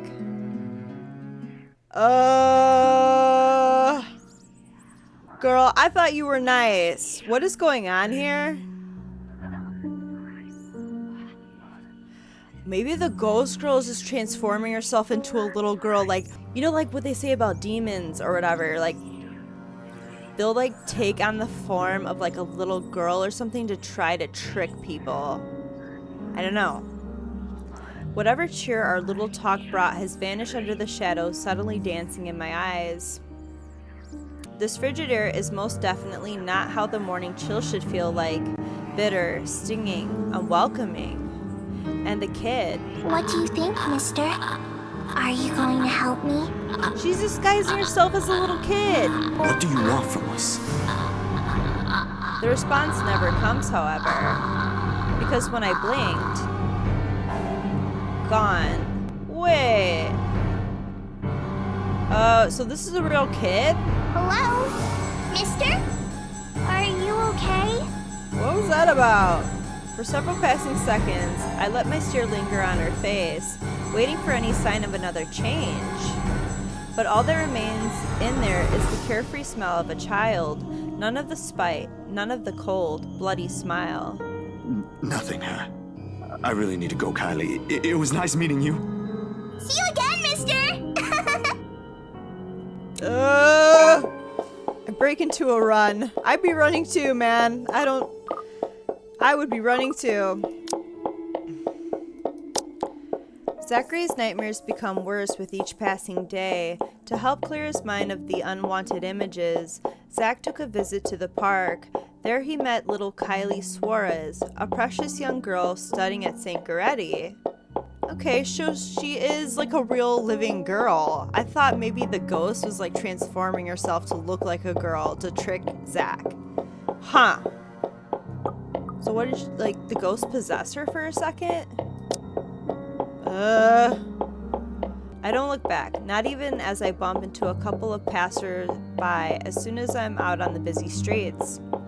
Going insane. This is what it is. And if we don't do something soon, we all will be. Afternoon now. The tremors follow me even as I get home. I had hoped a little stroll around the block for a few hours would help. Instead, I am assaulted with more images of her, her smile, the loathing in her eyes, the stench of gore, the horrid crunch that comes with every movement she makes. Even old memories have been sullied by her, and Ma's song no longer sounds as sweet as it's meant to be. In the end, all I get is a sinking feeling I will never be rid of her image, and another ridiculous idea that may or may not even work. The sun is already hanging low on the horizon when I made it back. And for the first time, coming home feels more like a chore. Only I did not arrive to an empty room. Because as soon as I open the door, I am greeted by none other than... Sup, Z-Man? I told I you had a we should scary have called morning. him before going here. It's fine. It is Ashton I see first, sitting comfortably on my couch, munching on a bag of chips with both feet propped atop the coffee table. Whatever proverbial stone has made a home at the pit of my stomach automatically flies right out the window at the sight of him. But before any exasperation can set in, my attention is taken by the other occupant in the room. Isabella perches on the only other chair in the room, attempting to make herself smaller, it seems, from how closely she's hugging her arms against her. Nevertheless, she gives me a small smile when she notices my stare. Yet, somehow, there ain't any warmth in it like it's supposed to have. Hey, Zach. Sorry we just barged in here. Ash was... Relax. Z-Man gave me a copy of the key himself. Only after you broke the 13th one? I can't keep replacing them every time you think it'd be a good idea to break into my apartment. And stop calling me Z-Man! I didn't break anything this time. Ash, just because I gave you a key doesn't mean you can just stroll in here whenever you want to. And, hey, is that my... Ash smirks at me because, of course, he has the gall to smirk knowing what he did. He pops in what's very likely the last piece of chip into his mouth and folds the wrapper neatly on the table before throwing it on the nearby trash. From her chair, Isabella shoots me an apologetic smile as soon as the foil hits the waste bin with a dull thunk. Common sense dictates that I should be angry, but after everything, having something normal play out in front of me, no matter how childish their antics can get, I can't bring myself to muster even a tidbit of it. Behind me, the television starts blaring the music for the end credits of a movie. They have likely been waiting for a while if Ash has gotten impatient enough to rummage through my cupboards and watch something. Of course he eats all of it. You know, I was saving that for the weekend. Did you at least share some with Bella? Don't worry about it. I'm good, Zach. Really? It's free food, you know? He's like so shocked. What was that you usually say? You don't say no to free food? What happened? No, I'm just not hungry. Ash only shrugs at the question in my eyes. I can't be the only one who finds this vibe she's given off to be odd, and the guy has no doubt already caught wind of it. Aye. But if you want something, just say so. I've got a fully restocked pantry right here at your disposal. Still not a 5-star level thing, but for an empty stomach, it'd do. Just say the word. Thanks, Zach. Maybe next time. Food is not really what we came here for. Ash, he's the one who... She casts a brief glance at Ash, and in an instant, he sits up. Every trace of amusement is gone from his face as he claps his hand in front of him and leans forward. A minuscule gesture meant to ease, yet the grim expression on him tells a different story altogether. All right, you two, what's this about? I don't like those looks. What I said was weird. I'm aware of that. But I'm not taking it back. Isabella's not the only one here who's seen it. A short but tense pause follows. They're both stalling. Under normal circumstances, I'd wait. With these two, the more you force it, the more they'll clamp down on it. But as a handful of seconds continue to slip by, the unsettling feeling in me also grows with it. Soon it turns into impatience. Before I can demand a response, though, one of them finally speaks up. It is Ashton who first breaks it. I'm not asking you to. No, you're right. There really are some odd things going on here lately. How is everything with you lately, Zach? Hold on, Ash. Both of you. Did I just hear you say that? Is this why Isabella's here? Has something happened? Calm down, we're just here to check on things. So, did you meet Andrew about the photos? What photographs? Said photographs have been sitting untouched since the day I dumped them in my drawer. Isabella goes very still when I hand her the small stack. To her credit, she does not flinch like I'm expecting her to, and flips through each of it in silence. But while her eyes remain strangely calm, her hands have gone rigid and her mouth has set into a thin line. She, out of all people, understands what this means. In hindsight, she should have been the one I approached before Ash. What did Andrew say about them? It could be one, but there's no guarantee it's a supernatural thing. It doesn't always happen. So, that's a dead end right there. Now that I think about it, bothering that guy for this feels pretty silly now. But with the dreams lately... That's all? Did he say anything about the damn letter at all? Did you ask him even? I pause, glancing at him skeptically. I don't know where this sudden curiosity is coming from, but if Ashton, calm, cool, collected, always logical Ashton takes interest in this, something or someone must have fucked shit up somewhere. Or the world is ending. Seconds pass.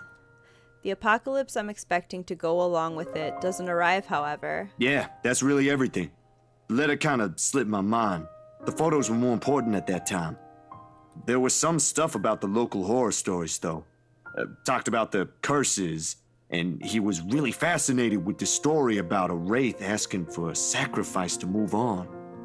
Kinda nasty if you ask me, but it does make sense if you simply go along with it. What I'm gathering from what Zach is saying now, does that mean like we have to sacrifice one of the characters in order for the girl to stop killing people? I wonder. I mean, that's kind of messed up, but I don't know. I'm not sure how this will help in the grand scheme of things. Why are you asking about this anyway? Rose's death isn't just a coincidence, Zach.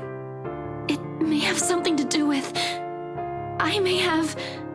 Wait, stop right there for a sec, Bella. I thought you ain't buying this stuff, Ash. Just the other day, you said the exact same thing. I still don't, but even Rebecca, out of all people, claims there's something. So stuff is happening to Rebecca. Kind of curious what her chapter's about. Whatever this is, someone has got to look into it. Everything about this screams shady. Are you sure you even have the time? Ain't you busy with your current case? I got taken off that one. You didn't say you were taken off your case. I just got the news this morning. Apparently the higher-ups think I'm doing a horrendous job at it. It doesn't matter though. If these two cases are connected like I initially thought, then regardless, I'm on the right track. Are you sure we should even be doing this?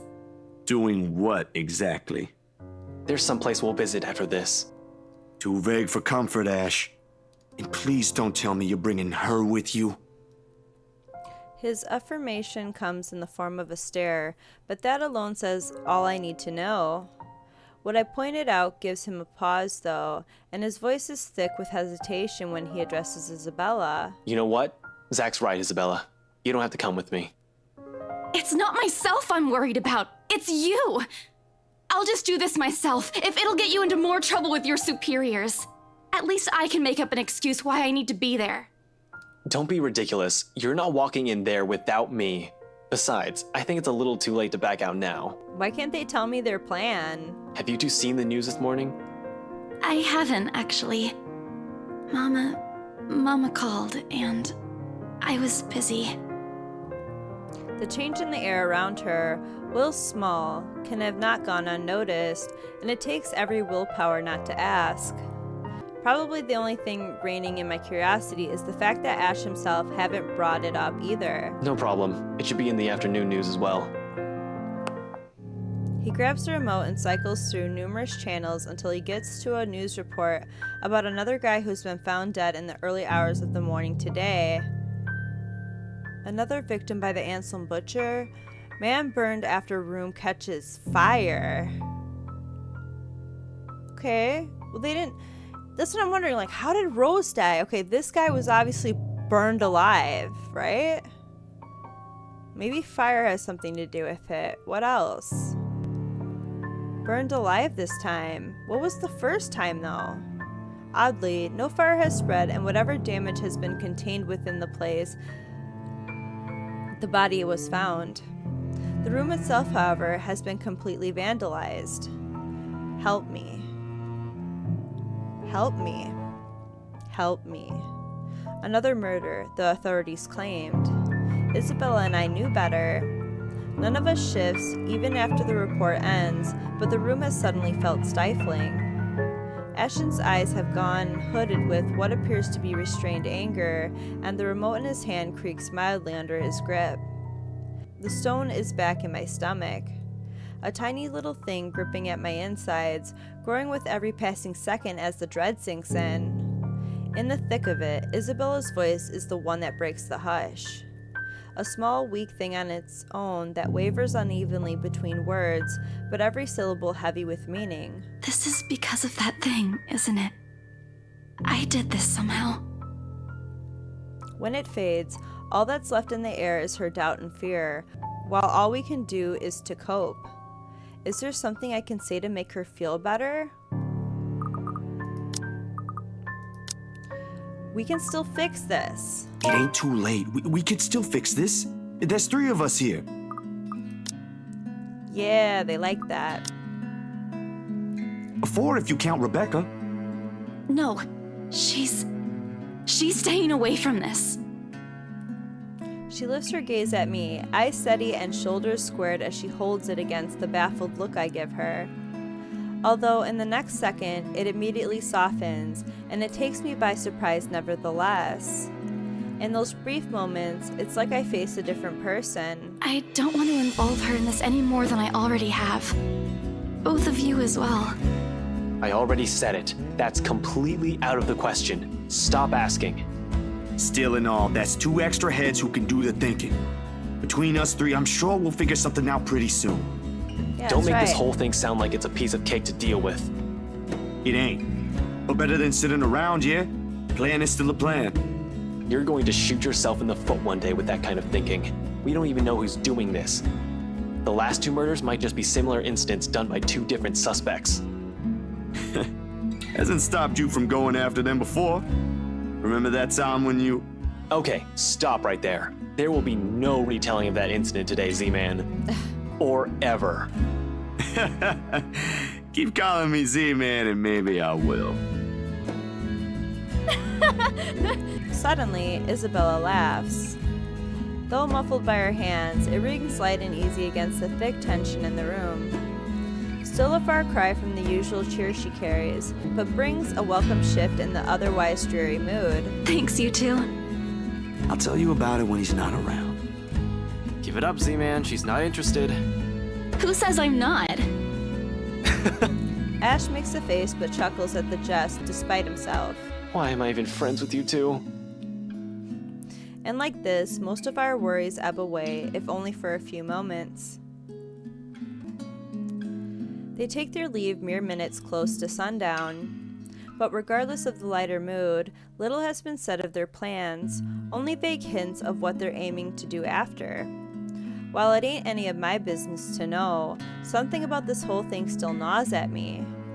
A tiny passing thought urges me to do something as well. Luxborn City afternoon. At this hour, the streets are once again busy with people heading home after a hard day's work. Little of the bustle matters to them as they step out of the crowded walkway, however. Ash especially.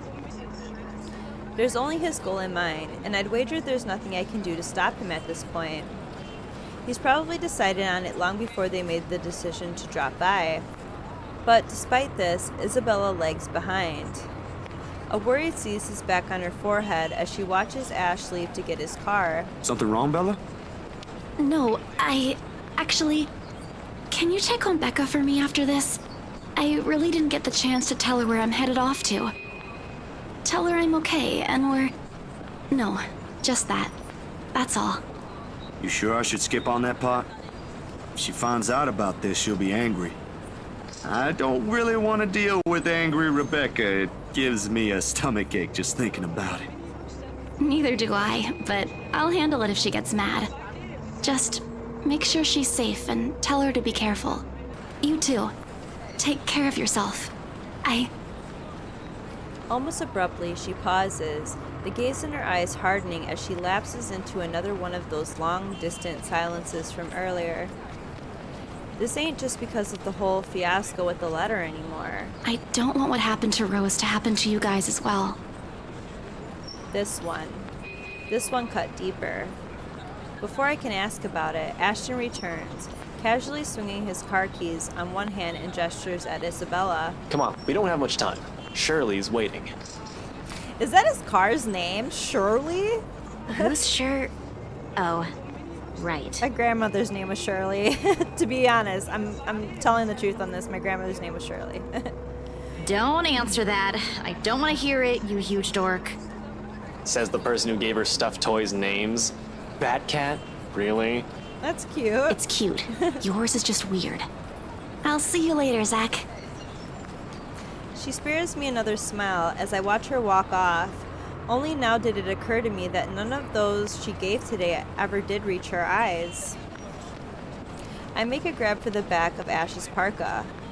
He staggers briefly before correcting himself and shooting me a confused stare. Is she all right? What? Who's okay? Isabella. She's been, I don't know, out of it today? Did something happen earlier?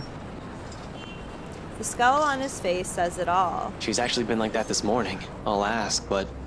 Just do me a favor and watch over her. We have no idea what we're dealing with. I don't know what happened to her since the last time I saw her, but from how she's been doing today, whatever it is, it seems like a pretty big deal. Wait, you didn't annoy her again, did you? Because I swear to God, if you did, you've got another thing coming for you. What? No. Why would I? Just so you know, I already apologized for the one at the movie house. Granted, she deserved more of an apology, but I meant it that time. I'm just asking. I'll take your word for it. But if you can find out what's bothering her, that'd be nice. Honestly, I don't think it's the letter this time. I'll see what I can do. Make sure you keep yourself out of harm's way, all right? Yeah, you too. Don't do anything reckless again. Reckless, no. But I can't make you to promise I won't do anything. After seeing that, there's no way in hell I'm going to pretend there ain't a problem when there is. This is a really big one, and I'll be damned if I let anything happen to you guys while I sit here. I'm done running when things get tough. He's about to argue for a moment, but... Look, bro, if things ain't good, I'll be the first one out. But allow me this one thing, alright? Just this one time. If it doesn't work out, you'll be the first one to know. You can laugh then, or berate me all you want. But please don't ask me to step aside like I'm incapable of doing anything to help. I have no idea if it is the look on my face or the tone of my voice. Ultimately, although his mouth pressed into a thin line, he nods. All right. Stay safe, Zach. When he stumbles into the sidewalk and allows the afternoon crowd to swallow him whole, I like to think the tiny gleam in his eyes is the closest we can get to optimism in this situation. Upon returning to his apartment, Zachary was greeted by Ashton and Isabella. Now suspicious of what was happening, Ashton informed Zach that he and Isabella will try and get to the bottom of this. He also warned Zach to be careful.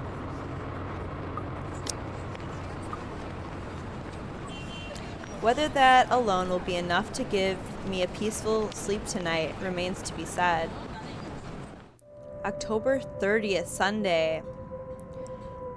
Zachary's room at midnight. Oh, and I just want to see where we are. Oh, wait, hold on. Okay, so the 29th. Hold on. Ooh. So this is the same day that Hannah's chapter ended. Right? Yeah. Night falls, and despite my best attempt, sleep continues to elude me. With her image still stuck in my head, flashing every few moments, it catches me off guard. With Ma's lullaby still echoing in my ears, no longer the soft tune it once was. And the terrible gnawing at the pit of my stomach, it's no wonder I can't bring myself to drift off, even for a little while. It's not as if there's a complete lack of things to do while we're waiting for sleep to come, if it ever will. And at 2:45 in the morning, I find myself cleaning my photography equipment for no other reason than just to pass the time. Isn't like 3 o'clock like when supernatural or paranormal stuff happens, especially like demons and stuff like that, or is like the witching hour or something like that? Though, if I'm going to be honest, it's not the night terrors that are keeping me wide awake tonight, but the anxiety and the hope I'll hear from Ash or Isabella soon. And for what's perhaps the 42nd time, my eyes shift over to the end of the table where my phone lies still. I've not heard from them since they left. They haven't promised a call, of course, but a small part of me wishes they would have the common sense at the very least. Waiting is a tough game, and with the concern stretching out the minutes far longer than usual, it's impossible for more unpleasant thoughts not to enter my mind. Moreover, it does not help that when the clock finally strikes 3... Oh no!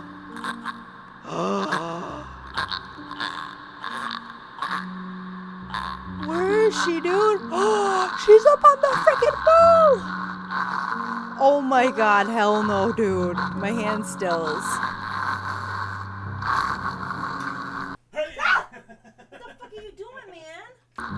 It'll be a complete and utter lie to say my heart didn't leap straight to my throat in that brief second. My whole body has gone motionless, ears straining for any further sounds. A couple of tense seconds pass. Nothing. Of course, with how the old building I'm staying in, power fluctuations ain't anything new. Every now and then, this would happen, leaving a few tenants in a rather bad mood. Nothing unusual anymore after a few years of living here.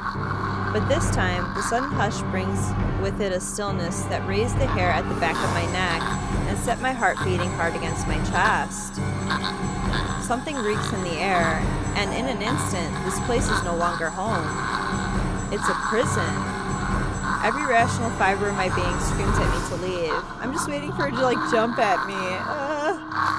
I force myself to swallow and keep a clearer head as I lay down all my cleaning tools and begin gathering together the rest of my things scattered about on the table. The camera's body, lenses, filters, diffuser, phone, anything my hand could reach, but in the resulting panic, like in the nightmares, it is the scent that reaches me first. A foul, putrid smell filling my lungs with the heavy stink of death. My fingers clamp tightly to the camera, holding it closer to my body as if the tiny thing would provide enough protection to whatever is with me in the room. It won't. But it's the only comfort I have. And knowing that whoever she is had once been a human. Perhaps not all of it is gone. Perhaps some of it is still there. Hello? I know you're in here. What do you want? Something moves behind me, a soft scuttling over the walls, followed by the squelch and painful creaking of what can only be rotten flesh and broken bones. Without hesitation, I whirl around, my fingers and camera ready, patiently waiting for another movement. I can help you. Whatever it is that keeps you here, I can help. That's what the letter's for, ain't it? You don't have to keep taking people's lives. Hold on, I want to see where we are on the branching tree.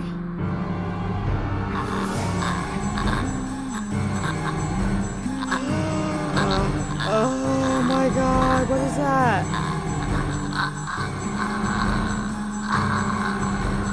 Oh my god, no. Oh, Jesus Christ.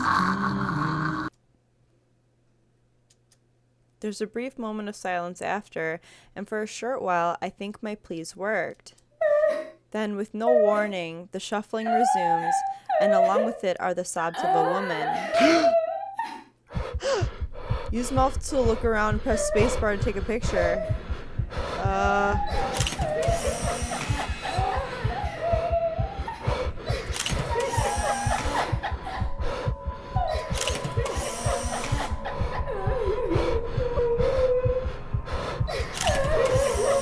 Where? I don't get it. Where is she?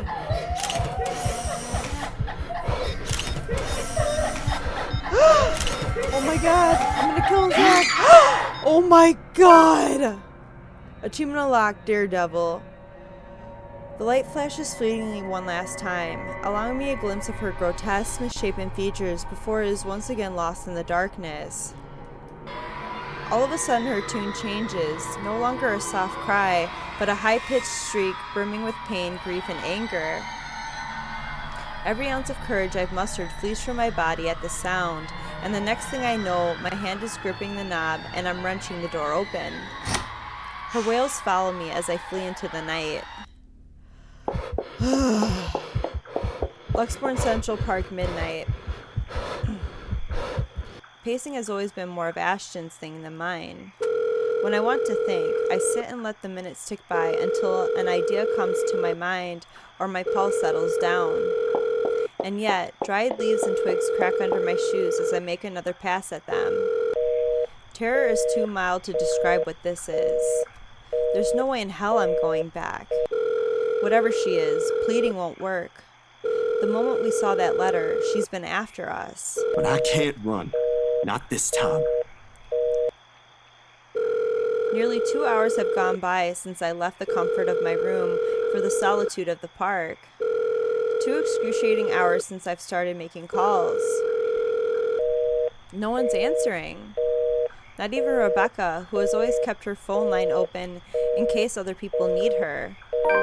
Or Isabella, who frequently checks hers for any messages and readily responds as soon as she can afford. It does not help that Ash hasn't said a word where he went off to as well. Damn it! I knew I should have asked him before I let him leave. Knowing him, he can be anywhere. But there's really only one place he'll likely be at this time. Why did you come here, Zach? The sun has already peeked over the horizon when I make it to the mansion. I have no idea what I'm expecting to see when I got here. There's Ashton, first and foremost. A part of me wishes my assumptions are correct, and he's really somewhere close by on a stakeout. But I've never been the lucky sort when it comes to that kind of guessing. And even after I made a round of the immediate vicinity, I could find neither hide nor hair of him. Calling him does no good either, considering how awful the signal here is. He can't be too far if he really is here, but if he is, he would have already noticed me by now. Instead, there is only silence, the kind too quiet to find any sort of comfort in. Even the trees seem to have fallen asleep with the rest of the mansion, oblivious to what's happening around it, a small island of stillness in the otherwise fast-paced world. No wonder the whole of Ansem feels at odds with the rest of Luxborn.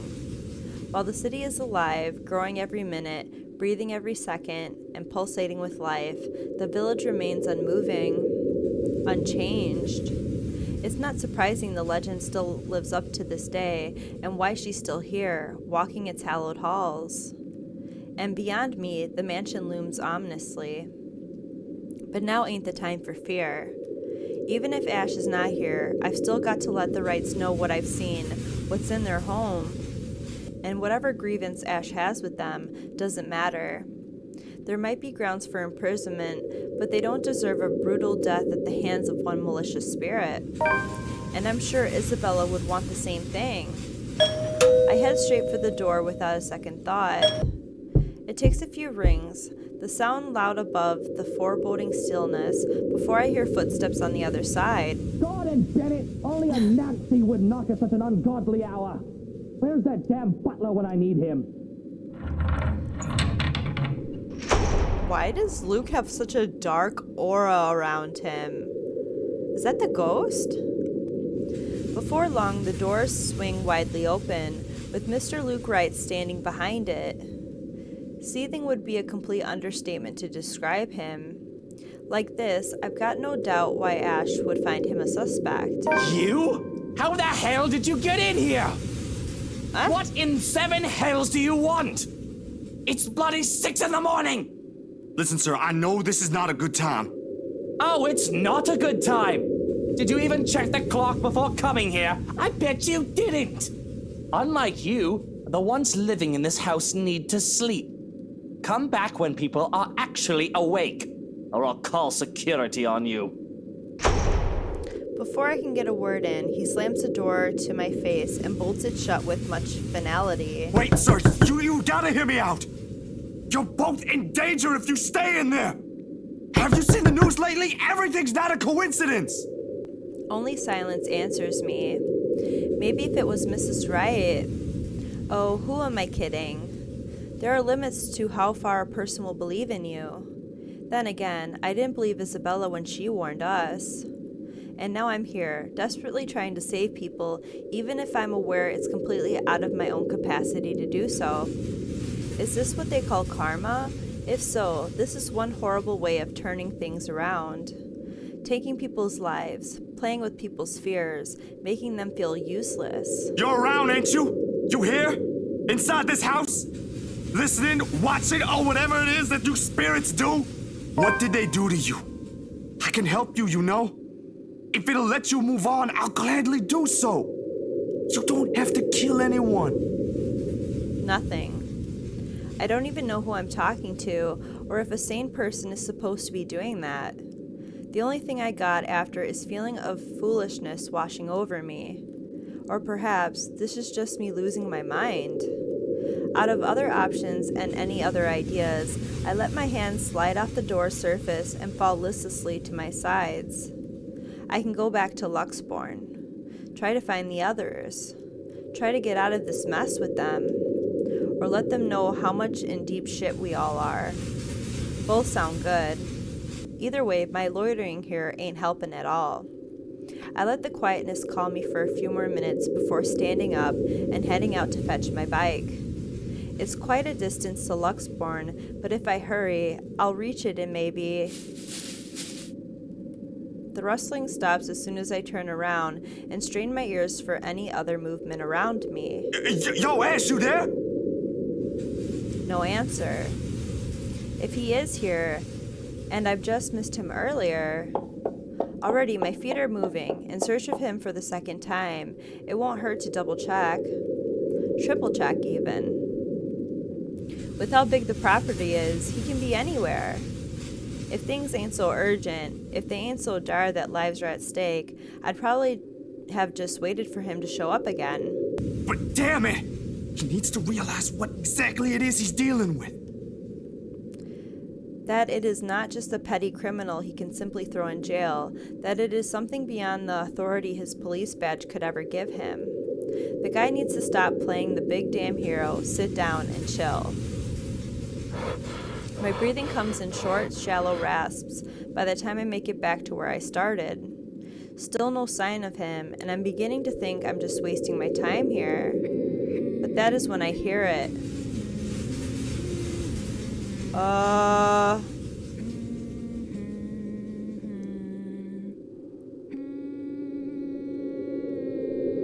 I'd recognize that melody in a heartbeat. Ma's favorite song. I listen for a while, trying to gauge where exactly from the house it's coming from. My feet start moving before I can stop them. And there, as I circle a corner, from a room in the first floor... where are we on the branching tree now?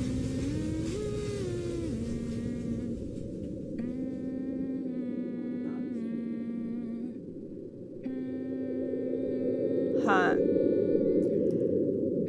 I really don't know what's happening right now. Okay. A single window is open, but I can't make out whoever's inside. However, I'm sure the singing comes from there. Still, while I'll hear an old tune here of all places, I won't know. I'm pretty sure like the ghost is trying to trick him. You know, it almost seems like the ghost is playing on their fears a little bit. You know what I mean? It's not an obscure song by all means, but it is pretty rare to find someone who knows this. And for some reason, that seems to follow this song around.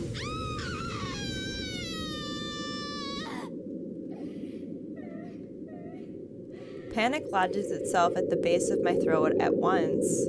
Whoever's humming might be... I don't want to be the pessimist now, but on the off chance that it is Mrs. Wright... Shit. It's not Mrs. Wright. It's not her. I shouldn't just barge in there. I can put myself in danger before I can save anyone. Ash will tell me so in the exact same words. Might even write me a dissertation why that is a bad idea if he ain't so lazy. But damn it, damn it, damn it, god damn it. Someone could be in danger.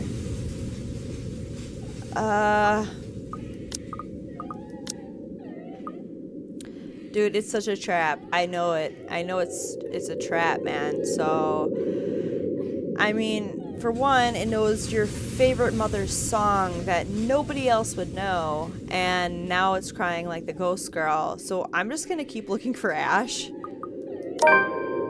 Achievement unlocked. Mind your own business. In the end, the rational part of my brain wins out. The half that has spent too much time around Ash. Where did that leave me on the branching tree? Huh. Okay. Well, doesn't like, I mean, even if I would have chose the other route, maybe, I don't think anything bad would have happened to Zach, because there's not no drop down button for like the death thing. So I don't know, maybe next time I'll see what the other, like, going into the house would have done, but that's what I want to do right now. I don't know, I just don't trust it. It's right, though, the reasonable part. If I do force my way in and find something unpleasant, how am I going to fight back? With my camera? No matter where you look at it, that's simply asking for a painful death. I have a better chance if I find Ash. What is he snooping about? Perhaps I should try the forest? Make a round farther into the gardens? Not a sound plan, but it's better than nothing. The woman's soft sobs have subsided now by some means. Almost inaudible, to the point where I'm wondering if I truly heard what I heard. I didn't get to dwell much on it, though, because right in that moment, my phone rings. The sharp notes cutting, piercing through the thick quietude. I clamp a hand over it, pressing the button before the speakers are close to my ear. Are you? I only caught the tail end of the person's greeting on the other side, but I know the voice well enough. What, is the ghost with Ash now? What was that, Ash? Could you repeat that?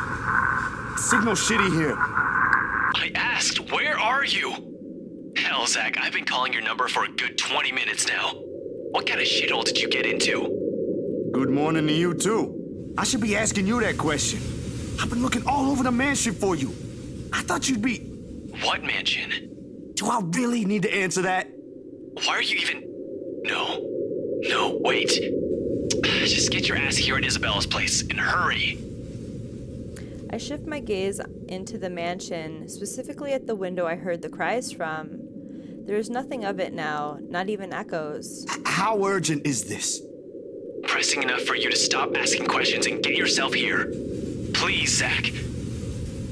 That gives me a pause. It's a rare thing for him to take on that tone. I'll be there in a few. An hour or two, tops. Thanks. I'll see you. I rush back to my bike as soon as the call ends. Oh, it's the 30th now. A terrified Zachary went looking for Ashton in the Ermangarde Mansion, but to no avail. He also tried to warn Luke Wright about the spirit supposedly living in the house, but was simply turned away. As he was about to give up, he received an urgent call from Ashton, ordering him to head straight for Samuel Residences. Without another look, I leave the mansion along with its haunting melodies and grim echoes behind. There are more important things than my own curiosity and impulses.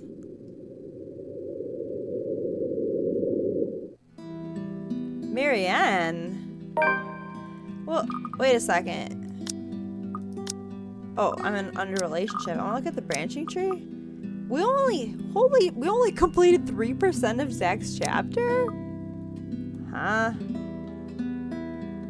What would have this route done? I really am curious about that.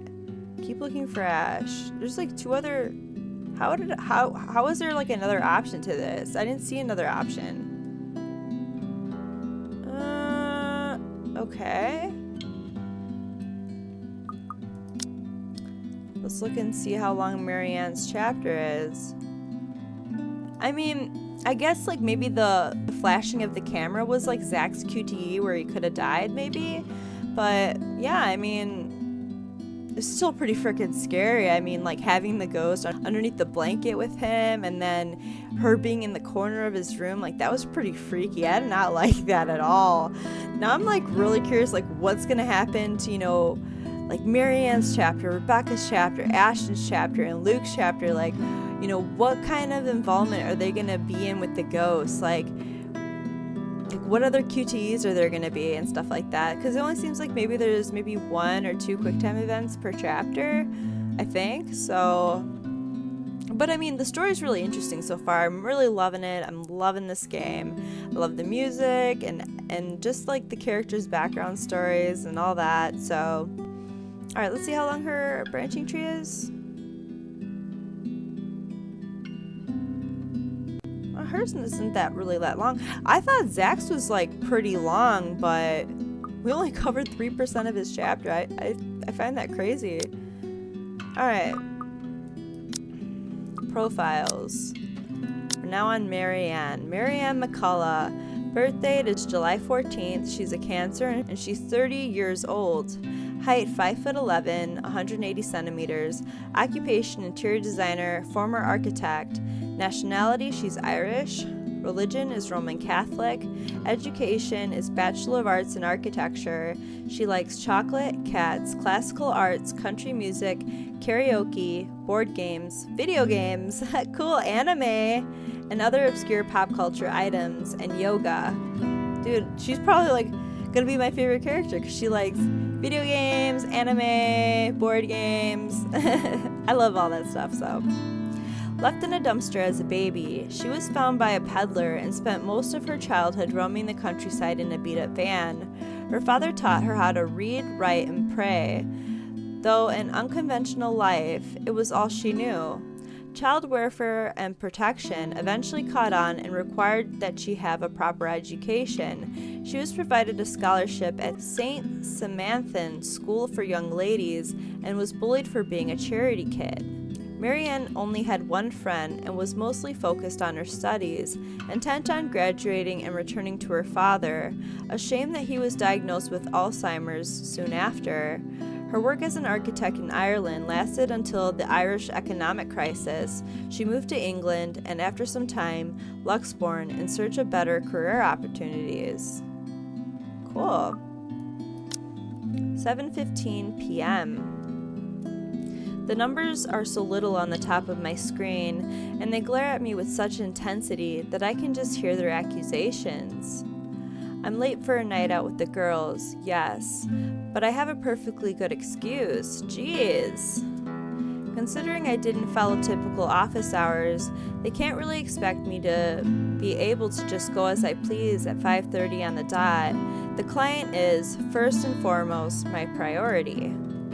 I have to sit tight when my personal assistant, Chris, tells me we have a big one coming up and that I shouldn't miss this one.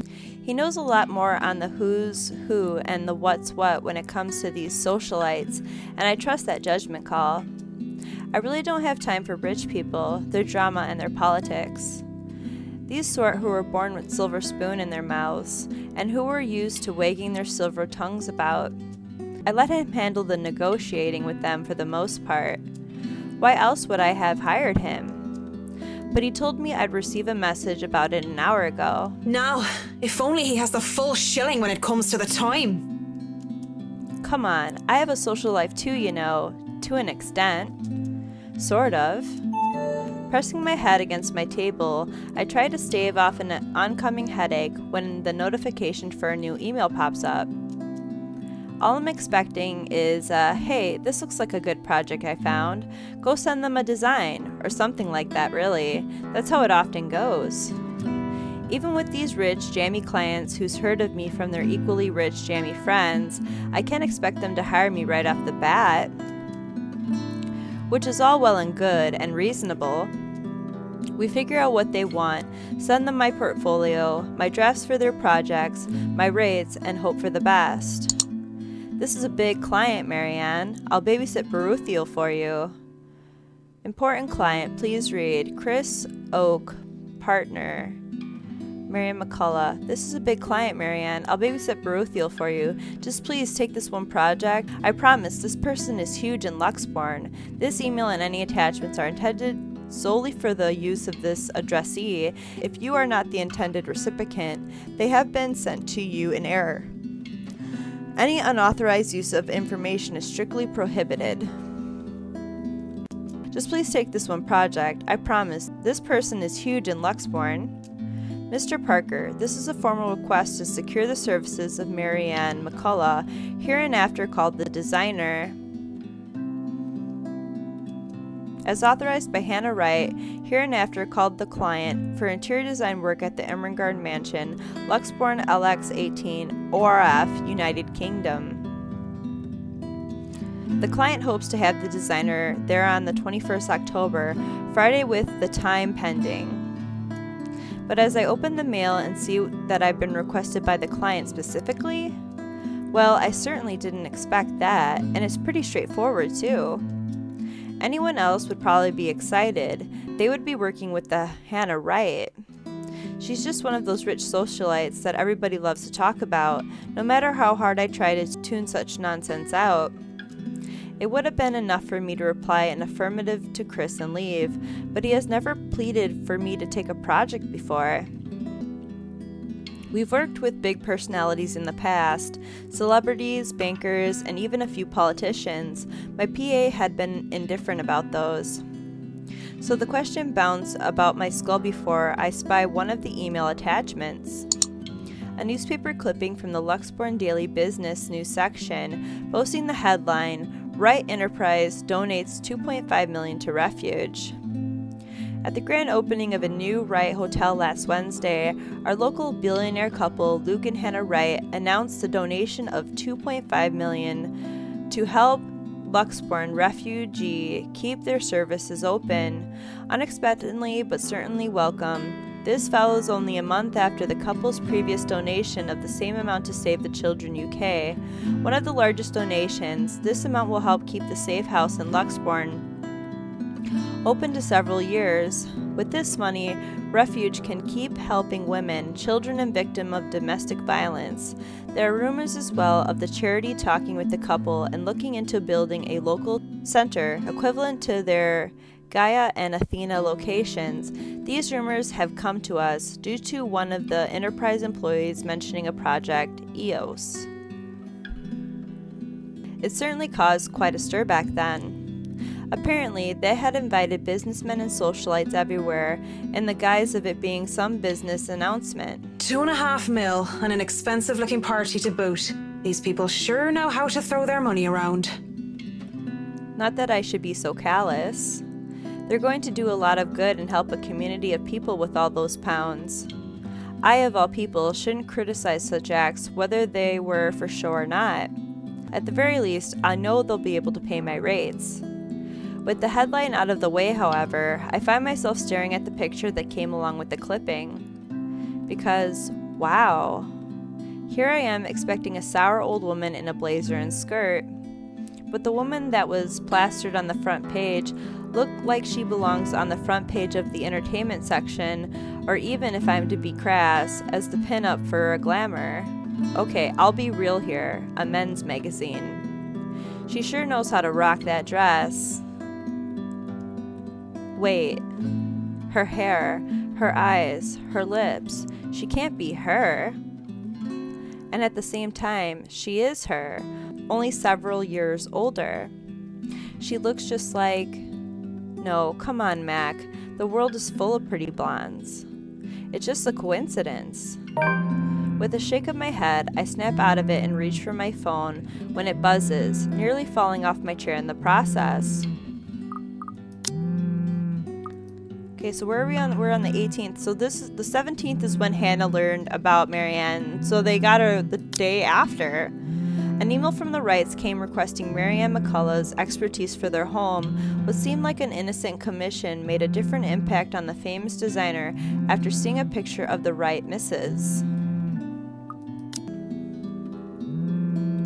Who else would be on the other line but the very people waiting for me? Oh, piss. I'm so sorry, Cam. I'm on my way. That's what I say.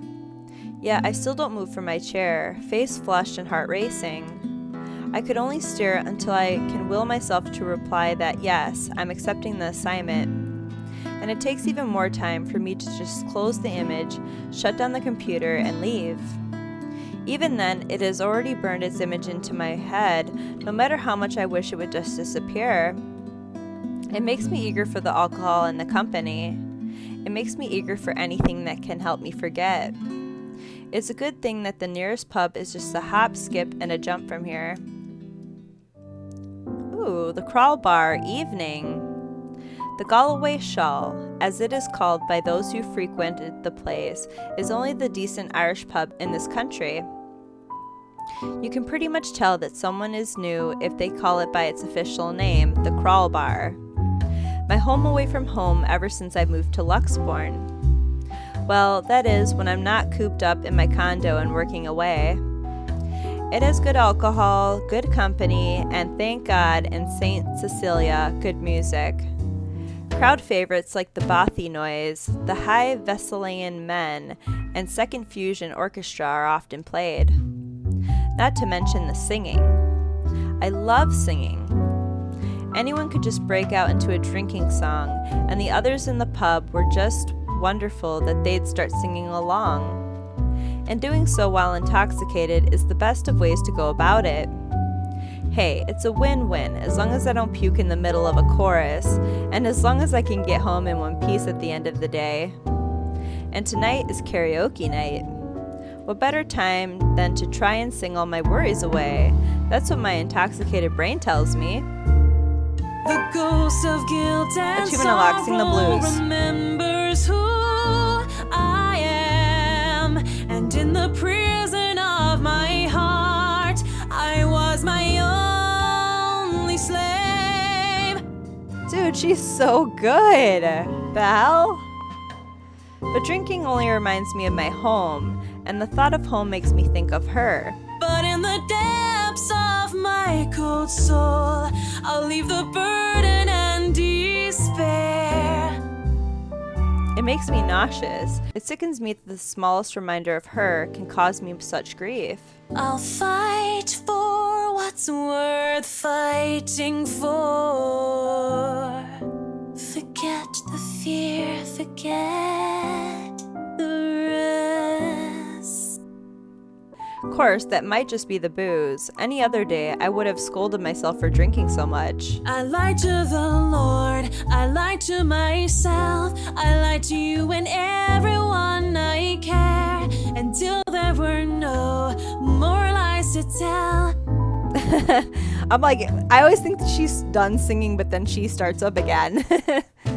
But I already have a client, and we'll be having our first little meet and greet in a few days. Cowardice is easier than being brave, but at last I found the strength I lost to sing my love letter to you. She is good though. 'Cause people can lie, but my lone heart beats true. I want to at least enjoy this night, get over the hangover tomorrow, and return to being a prim and proper professional after. That song was for Cam, our lucky bride-to-be. So give her a hand, Galway shawl. Yeah! Considering the state I'm in, one can excuse my smug grin as cheers and applause rise among the pub's patrons. Because, possibly off-key public singing aside, I feel like I'm on top of the world right now, and that's a good reason as any to belt out in front of these strangers. With good drinks and good friends, there's nowhere else I'd rather be tonight. And I forget for a short while. And that song was brought to you by Marianne McCullough, everyone! A round of applause! That was so good. You rock, Marianne. Oh, please stop. You're just saying that. You know neither of us can hold a tune, Marianne. A toast to our shameless drunk singer. May your drinks forever flow and your notes be ever lovely. If anyone deserves a toast tonight, that's Cam. Finally sealed the deal after 3 years, eh? Aw. Read 'em and weep, bitches. Kamala's diamond engagement ring gleams as she holds it up for all the world to see. She has reasons to be proud. 3 years of living together, and her boyfriend finally asked her the big question. Obviously, she said yes. Don't get too attached to that ring or the one after, sweetie. I was wearing a wedding ring not so long ago, and look at where I am. But enough of me being a downer. Cheers to a happy engagement! Of course, if something like Haruna's divorce were to happen, I'd be there for Cam. Just as Cam had been there for me, acting more than just my yoga instructor, I can't be happier for my friend right now. Cheers! Cheers! Well, we both will be there for Cam, won't we? Haruna and I? Haruna, it's been a real bad year for her ever since her divorce. She's such a nice person, even loaning me money to open a studio, and she didn't deserve what her husband had pulled. I'm happy she's smiling again and pigging out like she used to. I think we've all missed our Japanese firecracker. We met in yoga class, something I had joined to keep myself in shape, and, well, honestly, so that I could make some friends when I had moved to Luxborn. Clearly, it worked like a charm. And it definitely didn't have anything to do with the fact that I brought along my lucky D20 die with me on the first day. No, sir. I love these girls so much. What about you, Marianne? You're 30 years old and you still haven't got yourself a man. And you guys know I have a very busy schedule. I don't have time for that. Oh, come on. That's a lame excuse and you know it. You need a man who will take care of you and you need it now. Maybe some hunk will be your house hubby while you rake in the dough. I'm quite capable of taking care of myself. Who needs a Mr. Right? Hey, look at me. I'm Marianne McCullough, a lawful neutral cleric with 9 points in wisdom and 8 in charisma, but I can't get myself a date. I mentioned druids and demons once. Once! They don't even know the rules or understand what the numbers mean. And I certainly am not some sort of holy person. I'm a far cry from a miracle worker, and I barely have the willpower to fight off demons, especially my own. Actually, maybe she isn't looking for a Mr. Right, but a Mrs. Right. Oh, maybe that's why she was talking about her. I thought she was like, maybe Hannah looked like one of her like old friends, like old best friends or something like that, but who knows? Maybe she is. Oh, my Marianne, we still love you even if you're in the closet. That would explain some things. How do you know you don't have a ring anymore? Maybe you two can be together and I don't have to worry about my best girls being alone. What are you on about? There's nothing to explain. Yeah, but I also feel like you shouldn't put people on the spot like that, like to, you know, tell you if they are or not, you know what I mean? So, but the more I deny, the louder they tease until the other people in the pub start to watch. It doesn't help at all when Haruna drapes her arm over my shoulders and leans in. Will I be all yours then? Will you be making me feel like a woman? I know that they're just kidding around, but this doesn't make me comfortable in the slightest. So when Kamala notices my silence and Haruna sees the expression on my face, they stop. And when the awkward air settles over us, the rest of the pub goes back to whatever they were doing before the whole thing ever happened. They probably won't even remember it when they wake up with massive hangovers anyway. Sorry. Me too. Hey, no hard feelings, right? I raise my glass. They smile. We drink. There's no need to say more. We're all definitely far too drunk tonight. Eventually, the fun times end. It's a weekday after all. And with Haruna being a nurse, she still has to get ready for her next shift. She's gonna go to her next shift drunk? What? Cam also has a loving fiancé waiting for her at home and really didn't have to make a fuss about having left some buns in the oven when she took off early. What are these girls' priorities? One has to go to her next shift and the other one left shit in the oven to go out drinking? Okay. Really, I understand. I was the one who insisted, who was determined to get pissed drunk anyway. Moving to the bar, I sit. Alone at last. Alone with a stranger. What? She meets Luke before she started working on the mansion? Okay. I haven't seen him here before, obviously not a regular. He hasn't said word and just sits there, savoring his drink. With his whiskey served neat in one hand and a lighter in the other, it doesn't seem like he's noticed me yet, and maybe I should go before he does look my way. Because he was pretty and he was blonde, and those two things plus alcohol never did me any good. A thought too late. Judging by the way his flushed face and the dazed look in his eyes, he's as pissed drunk as I am. But whereas I feel like keeling over, he looks like he's still ready to take the catwalk by storm. Really, he just has the air of one of those men who think they own the world. Hello there, sexy. Please don't stand up on my account. I already like what I see. Luke! Get out of here, bro. Fancy a drink? It'll be on me. Whiskey. His name's Whiskey right now. But then again, I might be pleasantly surprised if he proves me wrong. Want some between the sheets? Sex on the beach? I'm talking cocktails, of course. Are you really now? Fat chance. But it doesn't matter. We both know how to play this game. And there are 2 different ways for the night to end. One thing or another is going to happen. The question is, what do I want to do? Oh no, that's fine. I'd rather order some blue balls or some AMF if you don't mind. He looks like he's about to say some witty retort, but stops himself and downs the rest of his whiskey. I order a mint julep, he gets another whiskey, and we start the customary small talk.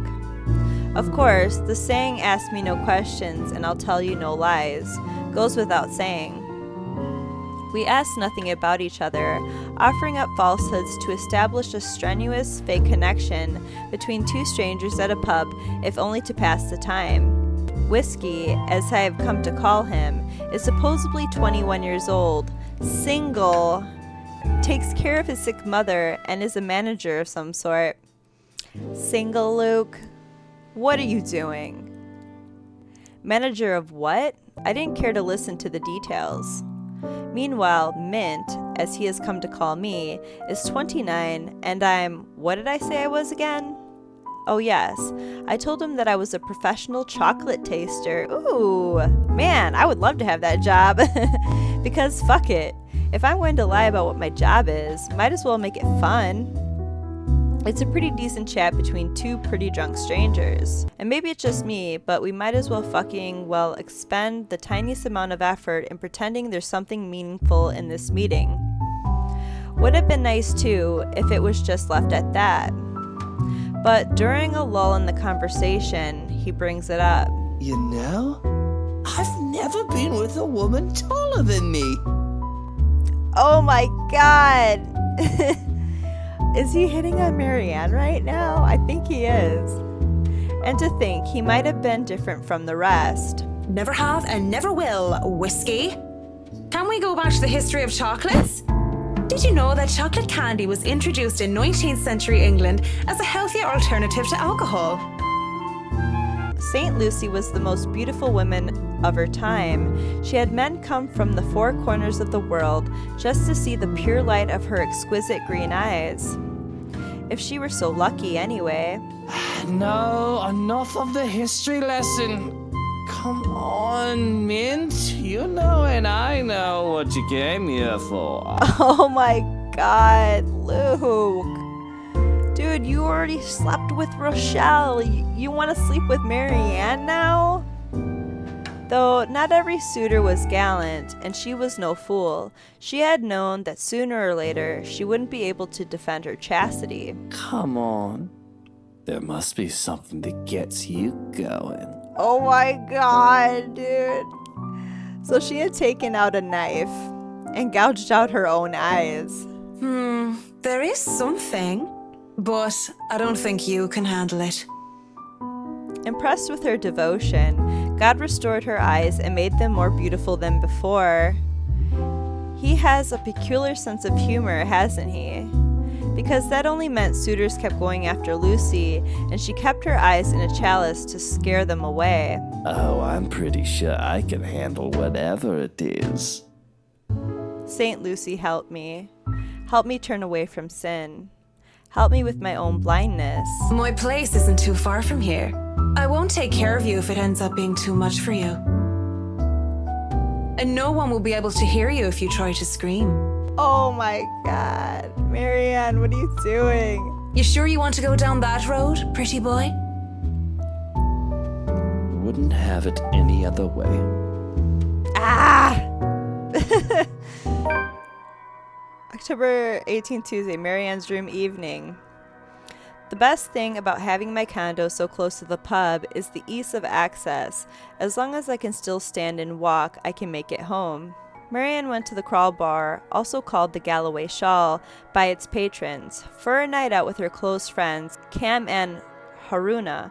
When they left, Marianne was seen with a stranger whom she only referred to as Whiskey. In turn, she was called Mint. Maybe I need help from a kind neighbor or two to help me with the last leg if I've really gone overboard on the alcohol. But I always made it home, sometimes with company. Of course, that always comes with complications, especially with the real clingy ones. But it isn't anything a good tip about stalkers to the building security can't fix. I'm always nervous though, even if this isn't the first time I've done this. Like, I'm not gonna judge Marianne. I mean, you know, she's her own woman and all that, but I'm just like disappointed in Luke for doing this so much. I mean, for all I know, there's maybe Marianne and Rochelle, but... And the first few minutes when we enter the room are the first few agonizing minutes where I try not to panic. Okay, Max, so far so good. Don't let him smell your fear under all that liquid courage. He'll leave sooner or later, and I'll never have to see him again, just like every other man before him. I'd like to say to myself that the men I've brought to my place were more scared than I was. Yet there is no fear when I look into Whiskey's eyes, only delight. When he starts touching me, I don't even hesitate when I push him against the door. Roughness is to be expected. And as long as he sticks to the script, everything will go smoothly. We'll have our little tumble in the sheets, he'll leave, we'll forget about it. If somebody asked what I really wanted, I would have told them that I wanted a bed of roses, chocolates, and music, maybe an Irish castle. But all I really want is her, and that is never going to be a reality. That was my fault, of course. Because I was afraid. Because I was a coward. They would never hold a candle up to her. She was the light of my life. And I had to let her go. I can't even be bothered at the thought of her. Just the single thought of her makes my resolve to see this affair through waver. Wait! What is it now? Yes, what is it now? What's it gonna be, Marianne? To sex or not to sex? I can't do it. I can't do it. Like, of course I'm gonna be doing it like the other times I play this game and like show you the other routes and all the endings and stuff like that, but for my official choice, I'm gonna say, this is wrong. We're both drunk. He liked that? What? He wanted to do this. And? This is wrong. Don't you think it's a bit fucked up that we're about to have sex and we're just calling each other by the drinks that we had? How messed up are we? Doll, shut up with the ethics and morality talk. It is seriously putting me out of the mood. If you want to leave now, Whiskey, I understand. I mean, with how smashed you are, it'd probably be best for you to sleep the night unless you want to be mugged. But I won't stop you.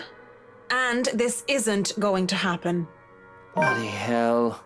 Achievement unlocked, cock blocked. That's funny. Sorry, Luke. Of course, he's annoyed at me for putting off our night of sexual congress. But no means no. And beyond spewing a few profanities under his breath, he surprisingly simmers down soon enough. I was worried for a moment that he might try to force something. Instead, he makes a show of fixing his suit and smoothing down his hair before making himself comfortable on the nearest seat he could find. What are you doing then? You have a guest in your home. Put the damn kettle on. Dandelion tea if you have it. But I suppose all you have are those shitty tea bags from the store. If it isn't for the absurdity of this turn of events, I would have flipped him off for thinking I have no taste. But in the end, I just laugh. All I got are cans of Korean ginseng and lemon balm though, no dandelion. Without a second thought, I do wet the tea. That's 3 minutes to get the kettle to a boil. 3 minutes where we say nothing to each other. Oh, how awkward. I mean, what do you even say to the guy I was going to sleep with until I changed my mind? I doubt he's in the mood to talk about the influence of Troy's on Mallory. It is still unusual by the time we're both seated on my bed, with mugs of tea in hand. Just so you know, whatever is going on right now is a lot stranger and fucked up than the one night stand. I agree, it's kind of strange. We are two messed up individuals by your logic. Everything is messed up, if you ask me. War, terrorism, famine, poverty, loved ones and loved lost. Oh, this whole world is a cesspool. The dead air is telling when it fills the room once more. One would think that this is the perfect time to burst, to spill about whatever issues that made us the fucked up person that we are today. And it is. But I guess some part of me would rather not put the weight of my problems on somebody else's shoulder. It wouldn't be fair to leave that to a person when I don't even know if we'll ever see each other again. Sooner rather than later, we both pass out of my bed, mugs left forgotten on the floor.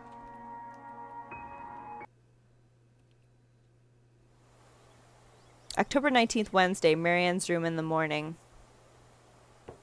When I wake, whiskey is already gone. A bottle of painkillers and a note on the table are the only evidence that I wasn't alone last night. Thanks for the tea, Marianne. Whiskey. How did he figure out Marianne's name? That's kind of strange. I don't even question where these are from or just how he knew my real name. I'm just grateful for something to help with the hangover. Might as well.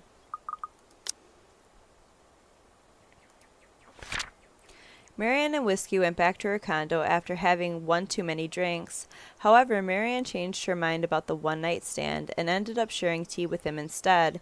The next morning, the stranger left nothing but a note and a bottle of painkillers. I have a job to do. October 22nd, Saturday. It isn't often that I think about drinking on the job. But after meeting with the Wrights yesterday, it really makes me want to break my self-imposed rules. Because first off, fucking damn Whiskey was fucking damn Mr. Wright. And to top it all off, they had somehow forgotten to inform me that they didn't own the Ermangarde Mansion yet when they hired me. What sort of person does that? Ugh, rich people. I could do nothing but twiddle my thumbs at this. However, twiddle my thumbs and wait for the go signal. It's not like I can accept other smaller projects. This is a big job, and I should be ready to start on it at any time. Not to mention that my PA practically begged me to be patient and wait this out. It was a hard decision to agree, but I did so in the end. Besides, I'm doing this for the Ermangarde Mansion, not for anything or anyone else. I'd have a headache whatever I do anyway. I'd go to the pub again, but seeing after what happened a few days ago, I'd rather not end up bed with another potential client. And it might be a huge leap in logic, but a library is the next best thing after the pub. I have to go there anyway. I need more books for Dad. Plus, I also need to return the ones I borrowed last time. Finding a new book or two to read for myself while I have nothing to do isn't such a bad idea either. So on a Saturday morning, I find myself going to the only library in Luxbourne to, hopefully, cool off. Luxbourne Public Library in the morning. Alright guys, I'm going to end this episode right here. Zach's chapter was pretty scary. I mean, like in Isabella's and Hannah's chapter, like the ghost really didn't get like, well, in Hannah's chapter, like the ghost was hanging around her neck, but I mean to actually see the ghost, like Hannah saw her from a distance, like behind Rebecca. The time that she was around her neck, she didn't really see it. Zach's chapter was pretty scary because like he's seen the ghost underneath the blankets with him when he was sleeping, and that was just really fucking scary. I mean, I would have been out of there. I probably would have never gone back to my apartment ever again. And then her being in the same room with him on the ceiling, that was so creepy. And flashing around his camera to get, to see if she was in there, and oh man, she looks so scary. But now we're in Marianne's chapter, and, I don't know. I just didn't want her and Luke to hook up. So, I mean, I want Luke to change for Hannah's sake and for their baby's sake and all that. We're just going to have to see what happens to Marianne the next time I play. So make sure you share the content. If you're enjoying my playthrough of the letter so far, please leave a like. Let me know what you guys thought down in the comments. And remember to subscribe and click that bell button for the next time I upload the next episode of the letter. Thank you so much for watching. You guys have a great night. Bye.